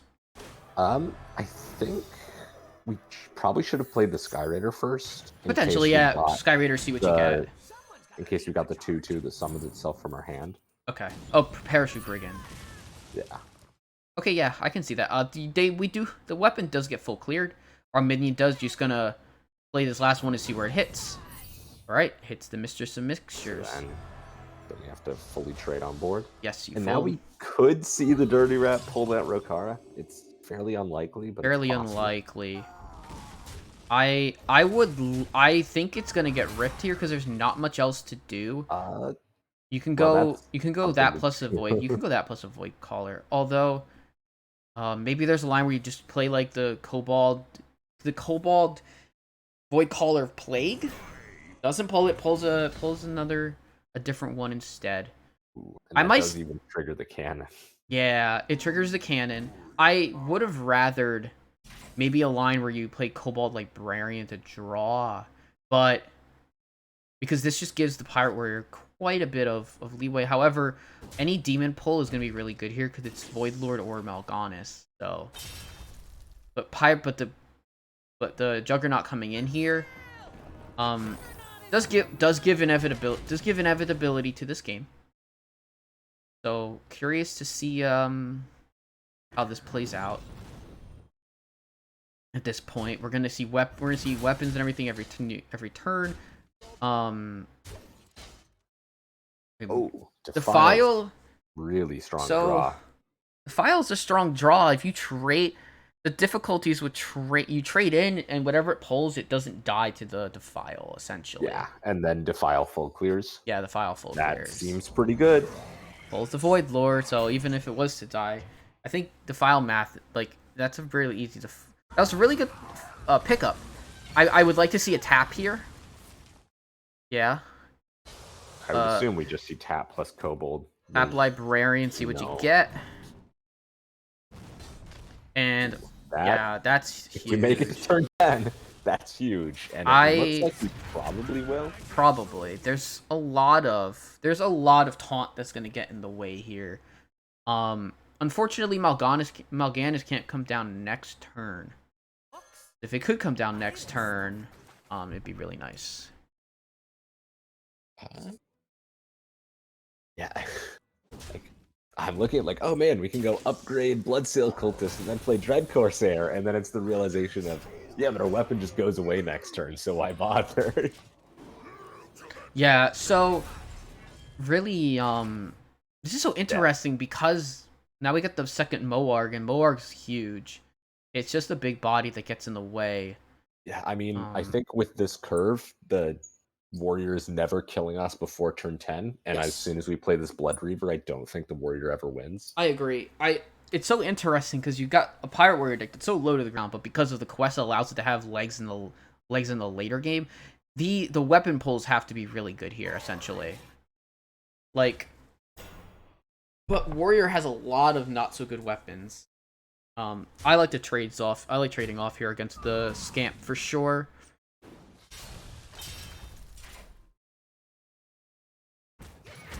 Alright, so we got an Arcanite Reaper. Realistically, like, I don't mind the Reaper here. I don't mind even just using upgrade, because you're gonna have to upgrade at some point. Like, then you could just use your blood, or you can go with the Bloodsail Cultist, one of the two. Just because you want to buff this weapon to be able to full trade into the minion. Because it's not gonna do anything else. And then you want, because you value your minions so much in this matchup. The interesting thing is that this cheat is gonna pretty much be able to permanently be stealth for the rest of the game. So that does give some inevitability from the pirate warrior in this game. And the cargo guard living also keeps putting stuff in the way. I don't think you need to play Mal'Ganis here. It's just fodder and dies. This warrior has 28 damage on board, so we're staring down lethal. So you probably have to remove this 3/3. Yeah, you have to. You're either forced to play Mal'Ganis or Drain Soul this 3/3. And Yes. It looks like we're gonna go for Drain Souling this 3/3. I agree with that line. You don't want to lower yourself too much because I still think that this is lethal post. No, it's almost exact. It's 20, but however, okay, sorry, some of the damage goes away, I'm pretty sure, with the weapon switch. It would have to be exactly another guaranteed 16. Guaranteed 14, I think. No, because 2 always goes face from Juggernaut. Okay, yeah. Yeah, so. Well, we're Plague of Flaming, kills 1. Alright, so it's 2 damage, and it's a knuckle, so that can't go face. Oh no, sorry. Brass Knuckles just gives hand buffs a minion. We're looking at 14 damage. We're 1 off lethal. Yeah, we are 1 off exactly. So now the Warlock plays Gul'dan and really, really prays that none of those cannon shots go face. Pretty much. You have to do that. You just lose otherwise. This is the type of thing that this pirate warrior can manufacture. Oh wait, actually no, we gain the 5 armor. So yeah, you get 5 we're armor. Not dead even if cannon shots go face. We're fine. No, I still think that you're gonna. Oh no, because the Moargs all come back. Our board's full. We've got 2 Moarg. We're fine now. Yeah, and in each of the Void Callers pulls stuff. Wow, 1 did actually go face. This is gonna be very tough for the warrior to So it's gonna be tough for the warrior to pull through in a couple of turns, but the weapon here, this weapon is actually very clutch. This weapon just keeps hitting. It's overkill. Yeah, that was an order mistake. We need to play the cultist first because we didn't overkill with the weapon there. Oh no, yeah, he doesn't. Oh, that's such a unfortunate mistake. You will get to clear off the Moargs, but that's just so much stuff. He needed to attack into the into the 1/3, one of the 1/3s, and then play it. Yeah, unfortunately, didn't get an overkill, but we'll be able to still clear off. We'll be able to clear off stuff, gets the parachute brick and all that. Can clear up the other Moarg. Might not want to, honestly. Might just try and just clear off all these littler stuff and just say, you have to get through my minion here before, but we're gonna see like Void Lord, Enhanced Dreadlord coming in. Mal'Ganis is just big here. We're gonna start to see stuff getting cleared and healing for this Warlock. Game might be completely turning around after this one. Everything's gonna be a lot easier to clear. We're gonna set up for I would hit with the 3-2 Void Caller, try to pull Mal'Ganis here. Pulls it. Honestly, I'd like to just see these minions go face for the Warlock. And Really nah, doesn't make a difference. Memnarch just concedes. Yeah, I think that's sort of how that goes. The Yes. warrior didn't kill them before Blood Reaver Gul'dan came down. And Yeah, you were it's, right. okay, cool. I have a board of taunts and I'm playing big demons every turn. Yeah. So You know, the Rokara might give some inevitability, but it's not beating large demons. yeah, the tough part is like looking at the deck for Hyper, and I have no clue how to play that deck. So I'm pretty sure that he's familiar with it to obviously play it and bring it to THL. Let's see what he comes out with next, and let's see if this warrior comes back out. So we see warrior versus the priest. So we have.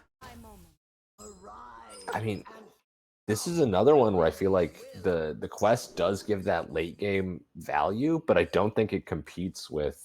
Doesn't the complete with inevitable Ando. It doesn't complete with priest Machine Gun. You're right. For sure. I think this is gonna. I feel like for Hyper, this is gonna come down to the rogue getting a win. And in the rogue deck being kind of Miracle Bite Weed Rogue, I'm not sure what type of legs it has against the decks that Memnarch has brought, especially because they're all very fast decks. I really like this hero power pass from Memnarch. I think Yeah. it's a super heads up play because we're playing that cannon and we're getting quite a few pings next turn. Yes. We're getting 3 pings. We're also getting a Patches buff. So getting the N'Zoth's first mate, very clutch pull. We'll wait for all the shots to come out, and then I'm going to reset my thing. Okay.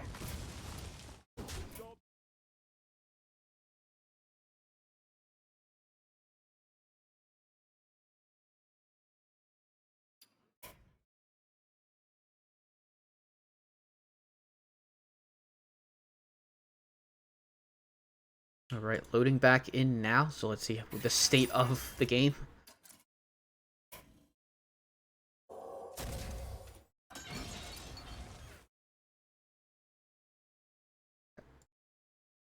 Here we are, back in game. So looks like the cannon has been removed, very likely with the pennants that I see on the right, or left side of screen. So this is kind of what this matchup looks like. We do see the Condemn from Hyper, and that'll be really good to clear up this early board. If Memnarch commits the last pirate here, it could be pretty devastating in a few turns, potentially. I mean, you have to commit this pirate. You 'cause do. we're playing You Ankar do, off especially because he's getting Ankar, yeah. So he will have some refill. The Condemn won't be immediate.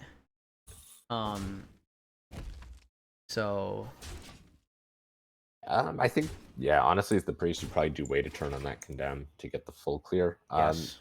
You get very punished by either Rokara or South Sea Captain. Yes. So So we're gonna maybe novice, or we're looking at a potential novice versus.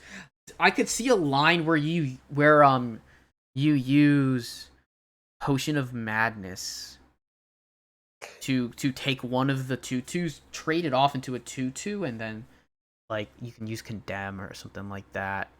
yeah, I mean, with that line, then Rokara is not as much of a punish. Ooh, the Hysteria. Hysteria pickup's really big. Yeah, it makes Rokara. Rokara is like, yeah, we make Rokara not very good, and it looks like we're not gonna get an immediate punish. We'll see Ankar plus upgrade here. The deckhand is just a minion to complete the quest at this point, but let's see what is. But Memnarch's gonna see what's drawn first. I'm again interested why we didn't play a 0-mana deckhand. Because we could have played both that and Sky Raider this turn. Oh, true. You're right. And we don't really run any other weapons, so... No, this deck doesn't run any other weapons. I mean, sometimes you just don't see it. It's like, I miss that stuff a lot, too. So, it's very difficult. It's, like... Yeah, you're just like, I see this and that, and then I don't... And like, oh, we accidentally missed... You know, the free damage on the free extra tick for the quest.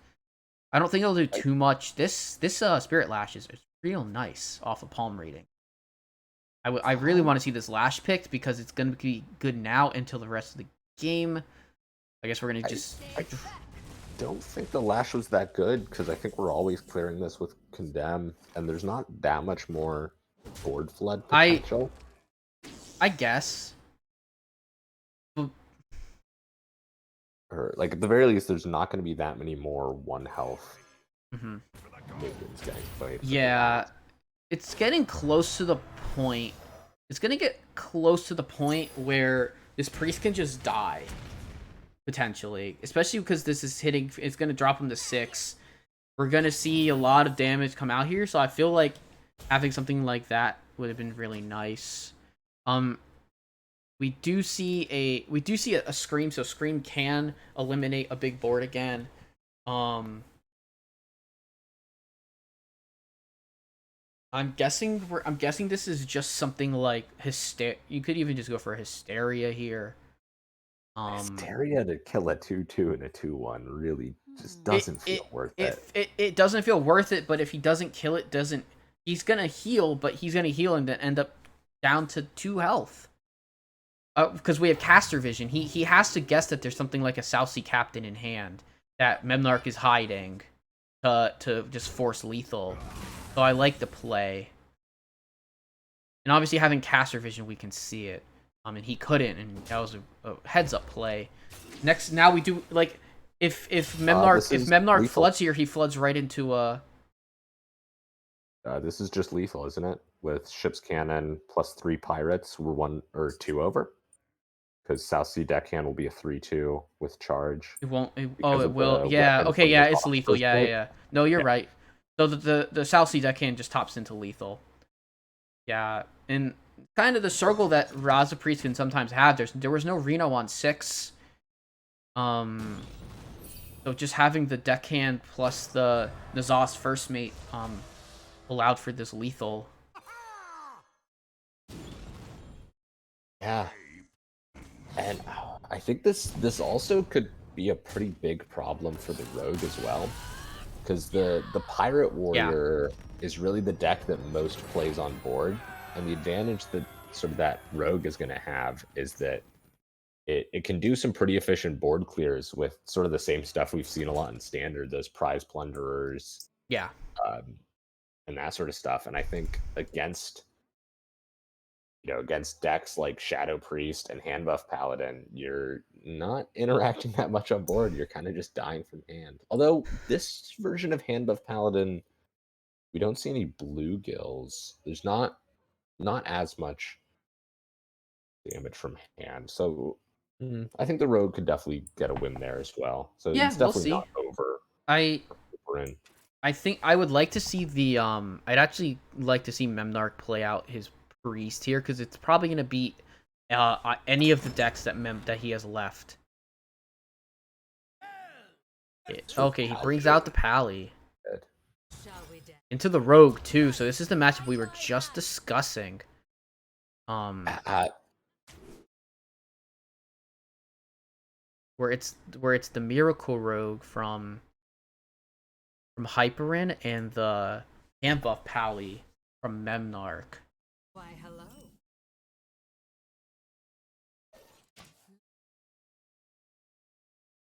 So, gonna be a pretty slow start here for both players. Memnarch is gonna play out his Celet's Pride. That's a really nice that he plays that instead of just going for a Grime Street, for Grime Street outfitter, because because we're gonna see the backstab plus lackey plus evil miscreant, which I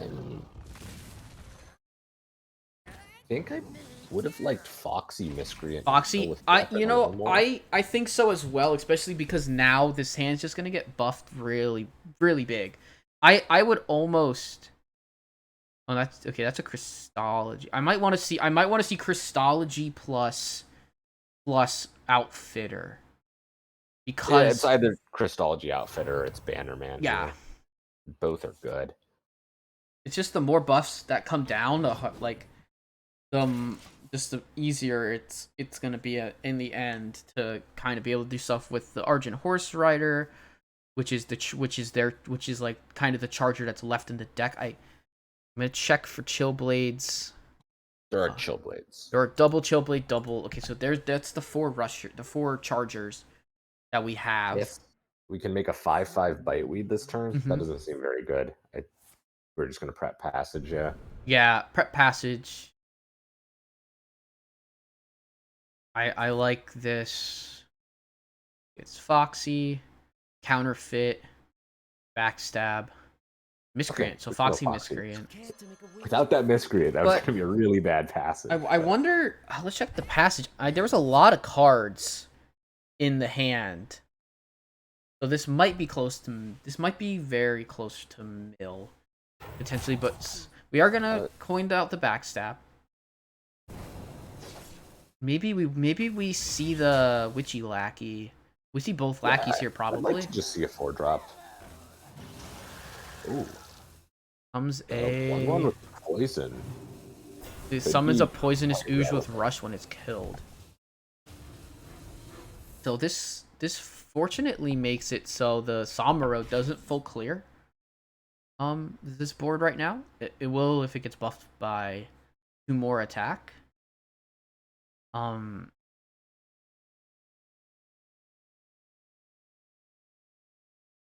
I wonder if it's something more where you just go for Bannerman and just buff up, and maybe you go for a Broom here to clear off the 2/6 right away.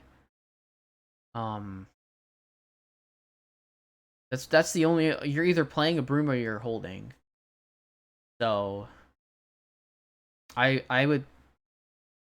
think you would maybe want to remove it. I'm not sure if it's better or worse to do that. Especially because broomsticks are pretty valuable in this deck. Just as good board. But I guess this is a moment where you want to get some of the board removed. Yeah. Unfortunately, this does leave a poisonous ooze on the board, which can clear off these other minions, and the ooze just kind of looms. Although the Samuro will just clear everything off. But there's some form of a pop off, and we do see the Octobot in hand, but no trigger for it yet, as far as I can see.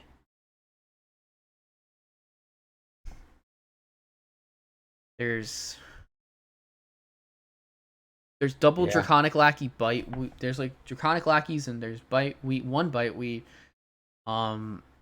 There's no pop off turn yet with field contact. Not being able to activate this Octobot is very unfortunate. I think Yeah. if we were able to activate it, we could pretty easily set ourselves up for a pop off next turn. Yeah, Not but being the- able to. The Amalgam coming in pretty nice here. Although I Sumeros. think Samuro's just super good here. It's 3/8. It clears off all but the one minion. And you could just use your second. You can even just use your second Broom if you really want. I don't think I would. I don't think I would either. We're fine just leaving Yeah. a 1/1 on board. Yeah, that's like second contact. I think you have to play one of the contacts here to just try and draw a little bit. Mhm. Play it alongside Draconic Lackey, and Mhm. then maybe we just go Foxy Fraud and then 4/4 Biteweed. Yeah, something like that. You get a Ysera the Dreamer. Unfortunately, this match just goes very late. Got the second. You can only play one of them, but you got the second Bite Weed now into the hand. Shadow Step. We could play another Bite Weed. Yeah, Shadow Step would have been such a good draw here. Get one more shot at it. Counterfeit coin. I saw the green card coming up. And I was Yeah. like, oh man, did we hit it? Not quite. Mm-hmm. So yeah, this board is just gonna get demolished by this hand buff. Unfortunately, it's just a matter of how you trade. There's certain menus you can just leave up, but you want to probably want to remove the Bite Weed. Gotta remove the field contact. Everything else, I think you. Really? Not too heavy. Yeah. We play this. We play Crab Rider. Now lets us kill Bite Weed plus the. Also play Broom as a 4/4 to kill field contact. Yeah, I kind of just like using the Crab Rider and playing out the Knight of Anointment. Yeah. Crab Rider, because it's not that useful after the first turn in this situation. I just like to see it remove both things. And then Samuro can go. I think Samuro can just go face here to put more damage in there. But gonna opt to trade out the Foxy. Does not want a Shadow Step on the Foxy Fraud. It's understandable. And we're gonna put the board to nothing with a Broom. So I like it. Oh, there's the Shadow Step. But there's the Shadow Step, so we might be able to do something this turn. It'll be very, very difficult though. So we're gonna see second field contact here. Yeah, I think we have to go contact, Bite Weed, Shadow Step.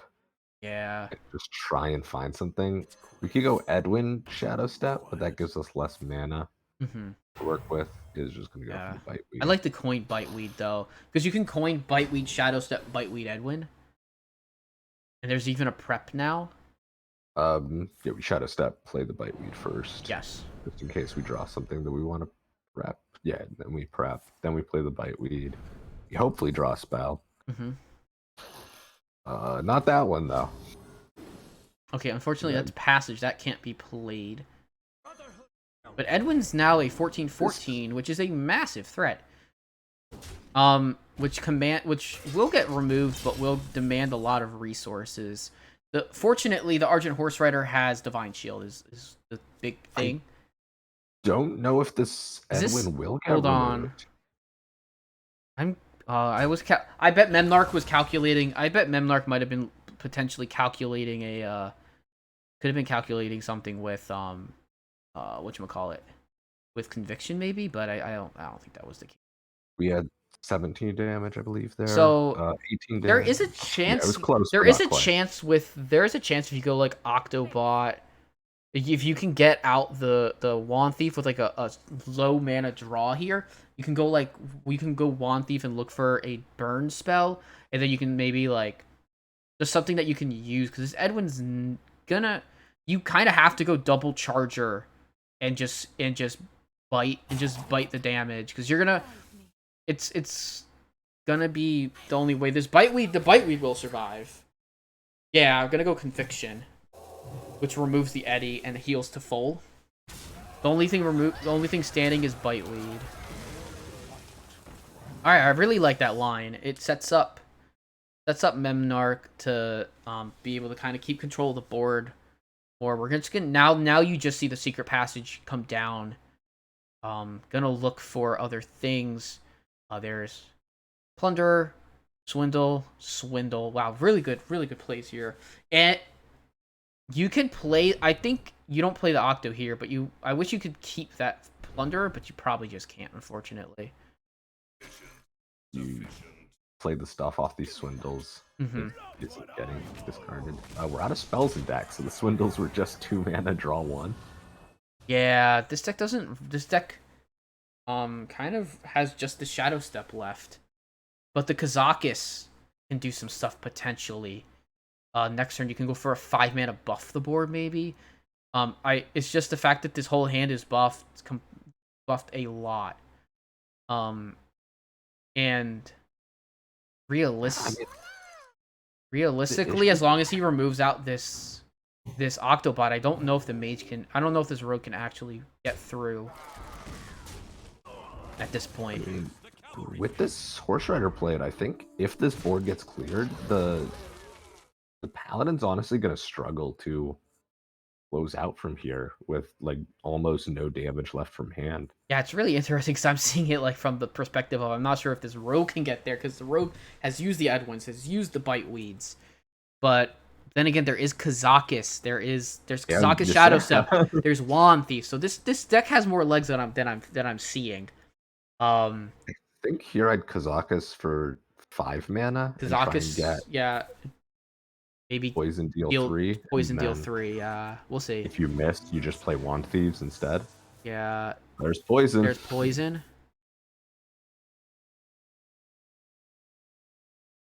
Rush Summon a Copy also works. Yeah, rush copy is fine. All right, there's copy. Yep. Or freeze. Also. It doesn't clear. I think some. I wouldn't mind rush copy because then because the one you trade into the 4/3, you can just step it back. Yeah, I actually really like that play because then we're set up to also Tenwu it next turn, and that puts the Paladin in a very rough position. I don't know if he'll get it off, but he should. I hope he sees the line. He doesn't get it off, so I don't think Carriel will. Unfortunately, Carriel just removes this. But you can. But fortunately, it can't. Unfortunately, both get removed with that because the Origin Horse Rider just trades. But there is still like Ysera in all this, kind of like these other things. It's just that this Battle Master Conviction looms wide, looms pretty big. Gonna have to try and probably make something happen with this Wand Thief at this point. Look for like devolving missiles. You have a lot of ways. You have a lot of tools to. You have a lot of tools to keep yourself alive here. We're probably looking at like. Ooh, yes. Ooh, I don't think you can Ysera. I don't think you can. I don't think you can Ysera and live. You right? have to play around Conviction. Yeah. Yeah, you have to. I would hope that. I think you have to. I think the play is just would be like Octobot, Wand Thief, Shadow Step, Wand Thief. No. So, yeah, we're dead. Yeah, okay. So gonna dream back. Just gonna dream back the 5/5. Unfortunately, gonna get met with Conviction Battle Master. Or even Battle Master Conviction, because it both works at 10 mana. So Yeah, that's a shame. Yeah, you just play the cards out and you win. It's game. Yeah, the minions will have 14 attack, and then you just double it, and it's game. Yeah. To be fair, this is the only thing you're dead to here, and it would have to be those exact 2 cards. Yeah. You definitely saw the Knight of Anointment gives away the fact that there's a Conviction in hand, though. Yeah, with only 1 copy of Battlemaster, I guess. The thing is, though, if they don't have the Battlemaster and you play that Ysera there, you probably win that game. 100% you win, yeah. And I understand that line as opposed to the desperately trying to dig with Wand Thief. I think with the information Hyperin had, I like the Ysera play, but we just don't like it because of caster vision. Yeah, you're right. I agree. I agree with that point from you, 100%. Because you're right. Because we have the caster vision. We know it's not a winning play. So that is definitely good perspective to put on it. Or no, that's not the right. Now we're gonna see a priest mirror. All right, aggro priest versus Raza priest. Yeah, maybe not the same priest mirrors that we all hated casting in standard. Or Raza priest mirror and wild. I guess those are super interesting though because Raza priest has a very big end game. So this start from Memnarch is pretty good. This is a pirate version of the deck, so again we're gonna get Patches Bug. I'll show the hands. Yeah, we get 4 or 5 worth of stats on turn 1. That seems pretty decent. Well, I guess patches played out. I'm not sure if I'm gonna get a bug though, so we'll see. I guess the game blessed me and didn't give me a patches bug potentially. No patches bug this time. Nice. Okay. That's nice. We can Shadow Bomb. Yeah, we're playing 2 Frenzied Fellwings this turn, it looks like. Probably, yeah. This is this is where the deck gets really, really tough to play against. So this card here is it's D-Plague. So not gonna be able to clear everything, and probably gonna want to actually clear the 1/1. This is where it gets tough because because you pretty much need Reno on 6 against this matchup. Raza's good because you can get some heal off for free, but you're really looking for that Reno. Probably still has to try and clear off enough stuff with Devouring Plague, hit the 2/1s. Okay, let me get this stuff all fixed up.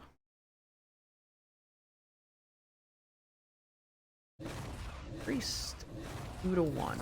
Yeah, the Devouring Plague did mostly what we wanted it to. Yeah. We're gonna see Deceptor come out here. Oh, that's not the card we wanted off that. No, not just due to mana cost, but I think it's good for next turn still. So Condemn is not bad, and you'll have Thalnos Condemn next turn. I'd like to see Novice Engineer heal, just because you have a 3 something that'll hit for 3 on everything. Mass Hysteria is also really big in this matchup. We're actually gonna see kind of an interesting scenario. We got Shadowcloth Needle, which because it's a shadow spell, I'm guessing we're gonna pick Mind Blast, because this deck overall just wants to hit 4 Mind Blasts in Hyperin's face and win that way. Fortunately, he won't die next turn, essentially. Yeah. Be surprised to see anything that isn't Thalnos Condemn here. Yep. Really nice. Still gonna struggle. Still needs to find Reno. Ooh. Because we're now a couple damage off lethal.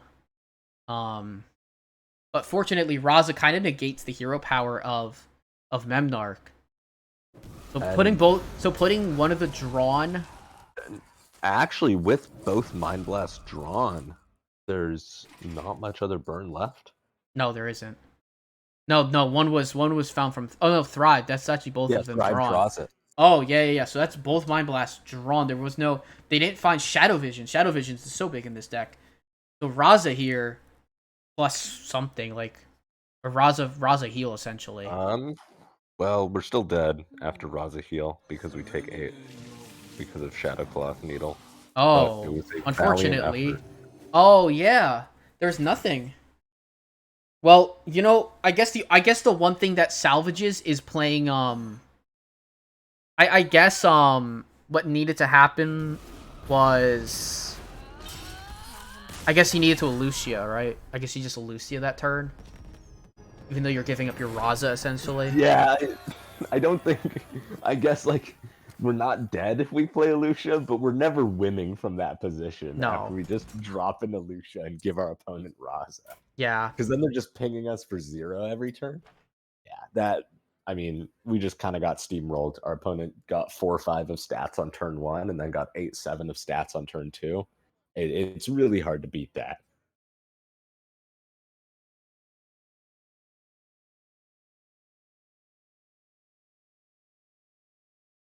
That looks like it's going to be a 3-1. Yeah, it's a 3-1 win for Memnarch. So Hair Club now takes a pretty hefty lead in the week so far, because Rami lost 2-3 to Otters, and now Hyperin has lost 1-3 to Memnarch.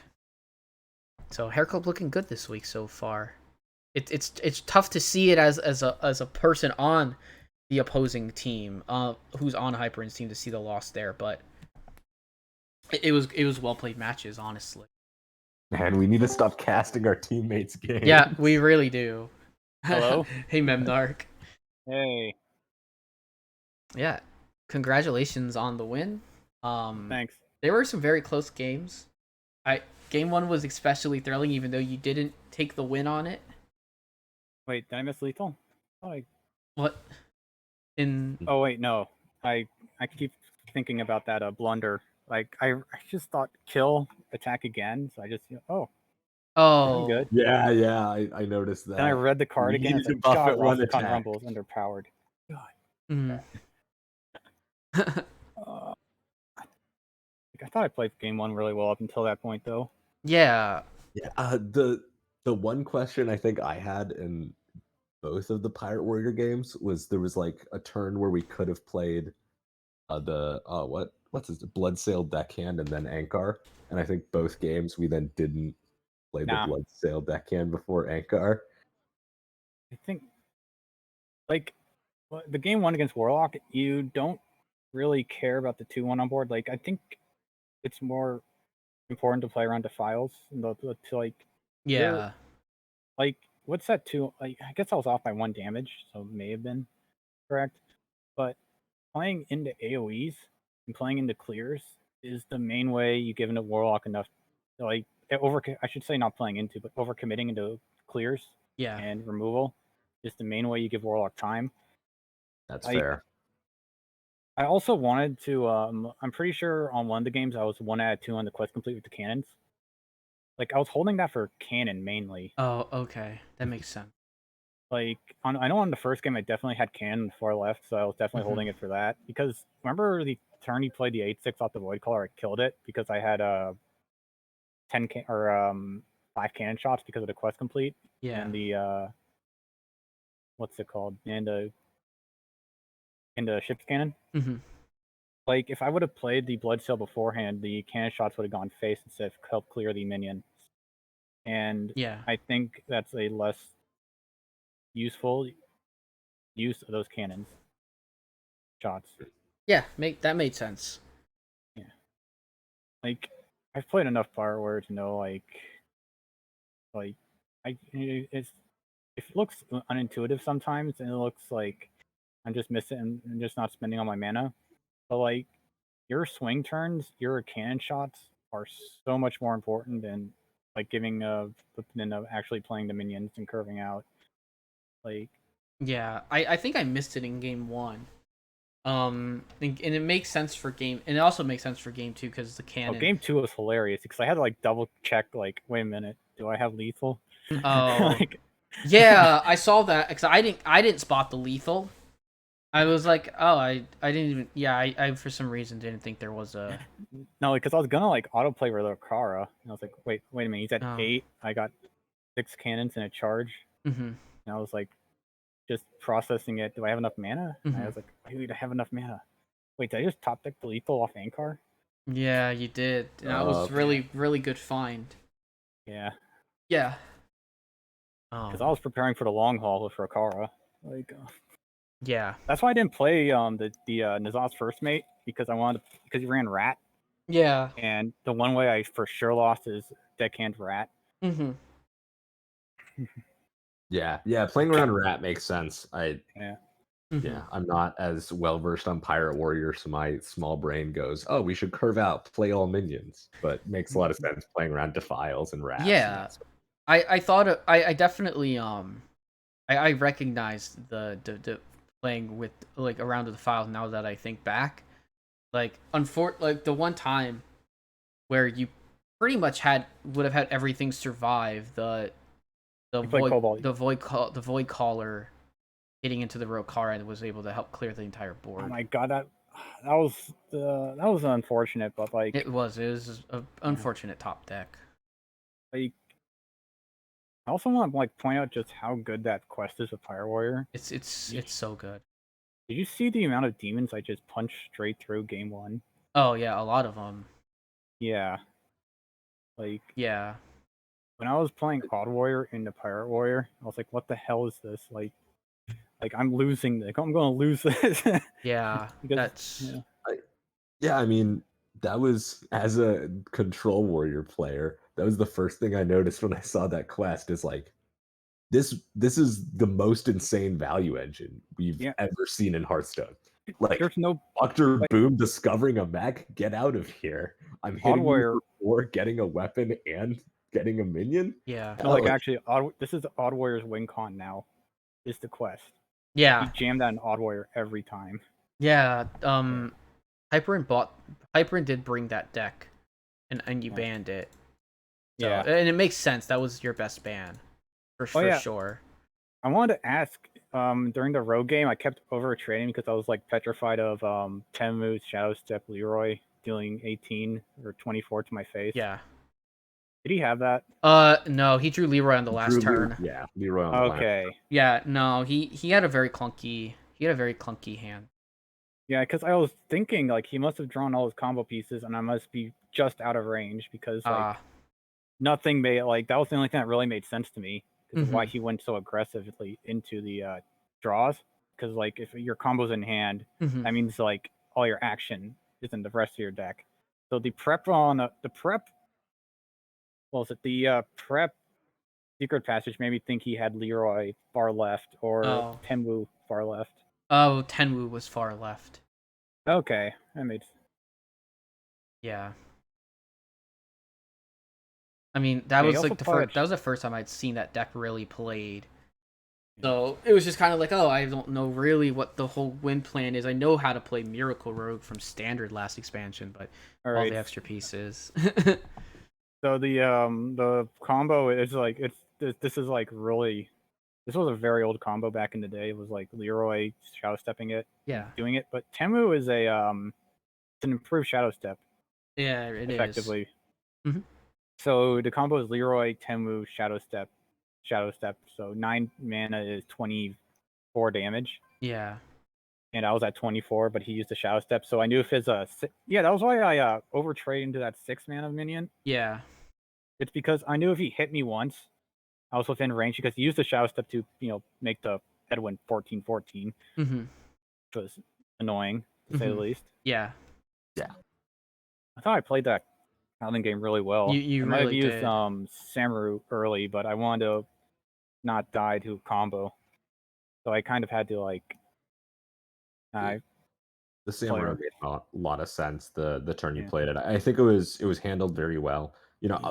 Of course, we have the caster vision. We can see what's in both of your hands, and it makes the plays look a little worse to us. But I think with the information both of you were given, I think both of you played that game really well. There was like that Ysera right at the end, and it was you're dead to exactly Conviction Battlemaster, but if they don't have it, you win, and you just happen to have Conviction Battlemaster. Yeah. I think he could have gone for like some sort of weird Wand Maker play. Yeah, that's what I was thinking but he knew I had Conviction because I drew it off the night. Yes. Yeah. It's just, do you have Battlemaster? The one of Battlemaster. Have, like, 13 cards left. Yeah. I think the Seraph now makes sense then if he didn't want to randomly go off of the Wand Thieves. Yeah. You have to take risks to win. I couldn't remove the 12 health minion. That put me in range of I believe that definitely put me in range of the Leroy combo because he had the thing. That made damage. He had Nightmare in hand, so he was just setting up lethal, forced me to have it or not, and that made a lot of sense. And that's how it goes. But congrats on the victory, and puts your team in a pretty good position. Although, of course, there's still 3 more matches to get played. But yeah. I mean, anything can happen, right? Yeah, really. Your team's in a good spot. I'm like, oh boy. Yeah, puts pressure on me. Puts pressure on me. But I'm gonna have this. I think the fun part about this match was the fact that Hyper kind of didn't bring decks he did bring the Odd Pirate Warrior, but like the Demon deck isn't really a meta deck. The Miracle deck, they're more like off meta. They're you don't see them ever. The Raza Priest has fallen way out of favor. Yeah, so when you banned a Seedlock, Mm-hmm. the entire meta opens up for Wild. Exactly. That's why Conquest feels so much better than actual ladder right now. I Yeah. don't want to like complain too much about ladder, but it is really bad. Yeah. Like I'm not sure if you guys play standard, right? Oh yeah, I do. So what's your warlock percentage? I'm with the decks that were brought in the pro match, I'm like 50%. And I'm learning handlock right now. All right. Yeah, I think it's like on ladder. It's probably somewhere between like 25 to 30% warlock. Yeah. That In when it got in nerfed, high legend it's more because the high legend players love playing that deck. So I'm gonna kind of put this in perspective. After the nerfs, it went down to 35%. Yeah, no, it was like 40. It was over No, 40% about. Corbett was hitting 60% Yeah, and that's high like over high 100 games. high legend was Yeah. like almost completely warlock. In Yeah. all of ladder was like 40 to 45% Yeah. warlock. I thought I low rolled and hit like 50% warlock. I high rolled because people are like, it Mhm. wasn't just me. It was Corb. It was Absolute. It was Yeah. 6J. It was I think Hazer, Battle Tagger, Tiger Eye. Like Yeah. there's like 10 people that all had over 55% warlocks matchup over like 50 games. Mhm. And it was like I've never seen anything like this.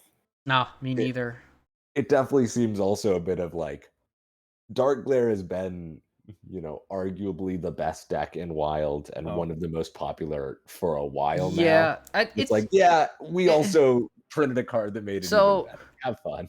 So Oh, man. what's funny, because, and I know Memnarch probably knows that really what happens with Dark Glare is very popular at the high legend levels, and it kind of doesn't trickle down because it's so hard to play. Like, okay, so there's a lot of misplaying Dark Glare in the lower Yes. league because they're playing to the wrong out. Mm-hmm. Like, Dark Glare was effectively a early giant, kill you with Tamsin, and a charger deck. Mm-hmm. And Yeah. people are playing it as some sort of like insane, like play 4 giants on turn 1 high roll deck, Yeah. which you can't. I mean, okay, turn 3, and they were always playing to that instead of the Tamsin PO kill, Mm-hmm. and that lowered its percentages a lot because of hysteria, waves, Flurgle, Mm-hmm. stuff like that. Yeah. Like, I mean, I think the thing that really made it scary is that even in standard was the fact that deck can do both, where it's like, hey, yeah. I'm going to make giants on turn 4. By the way, you're dead on turn 7 no matter what. Deal Mhm. with both. yeah, it's a Yeah. it's really hard to describe Dark Glare because it doesn't really fit into an archetype No. because it's a mid-range pressure, but it has the single best late game you could possibly ask for. Like, Yeah. there's nothing that actually out heals fatigue damage. You have inevitability no matter what, and the fact that you can kill the person beforehand with giants and stabilize with the what was it? The 10 cards or less in deck cards. Oh, yeah, Bristleback. Yeah, and there's a 4-mana clear in Solar End. Yeah. Like, Yeah, I Solar mean, End's insane. I by the soul way. I rented think- for like 7 cards, or like 7 or 8 cards earlier today. Needless to say, I didn't. I think my opponent still killed me, but.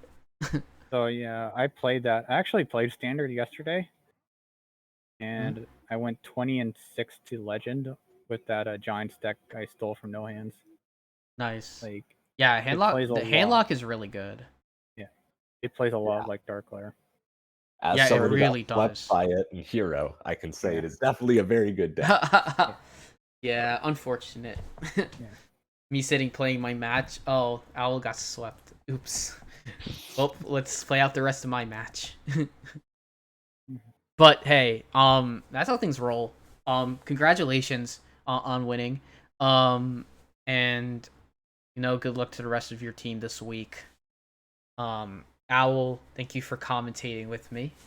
Heat Shock as well for the first match.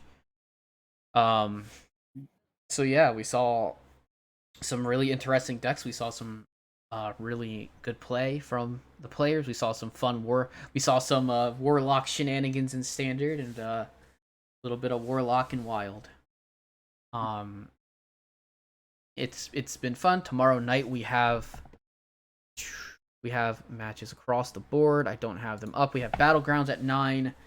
We have 8 o'clock. I believe there's an 8 o'clock and a 10 o'clock match. That's going to be Saku, and he'll have some people doing it with him because everyone else is unavailable this week. So if you want to cast tomorrow night, if you have experience with Battlegrounds or with Standard, then go ahead and message Saku, and sure he can get you into cast.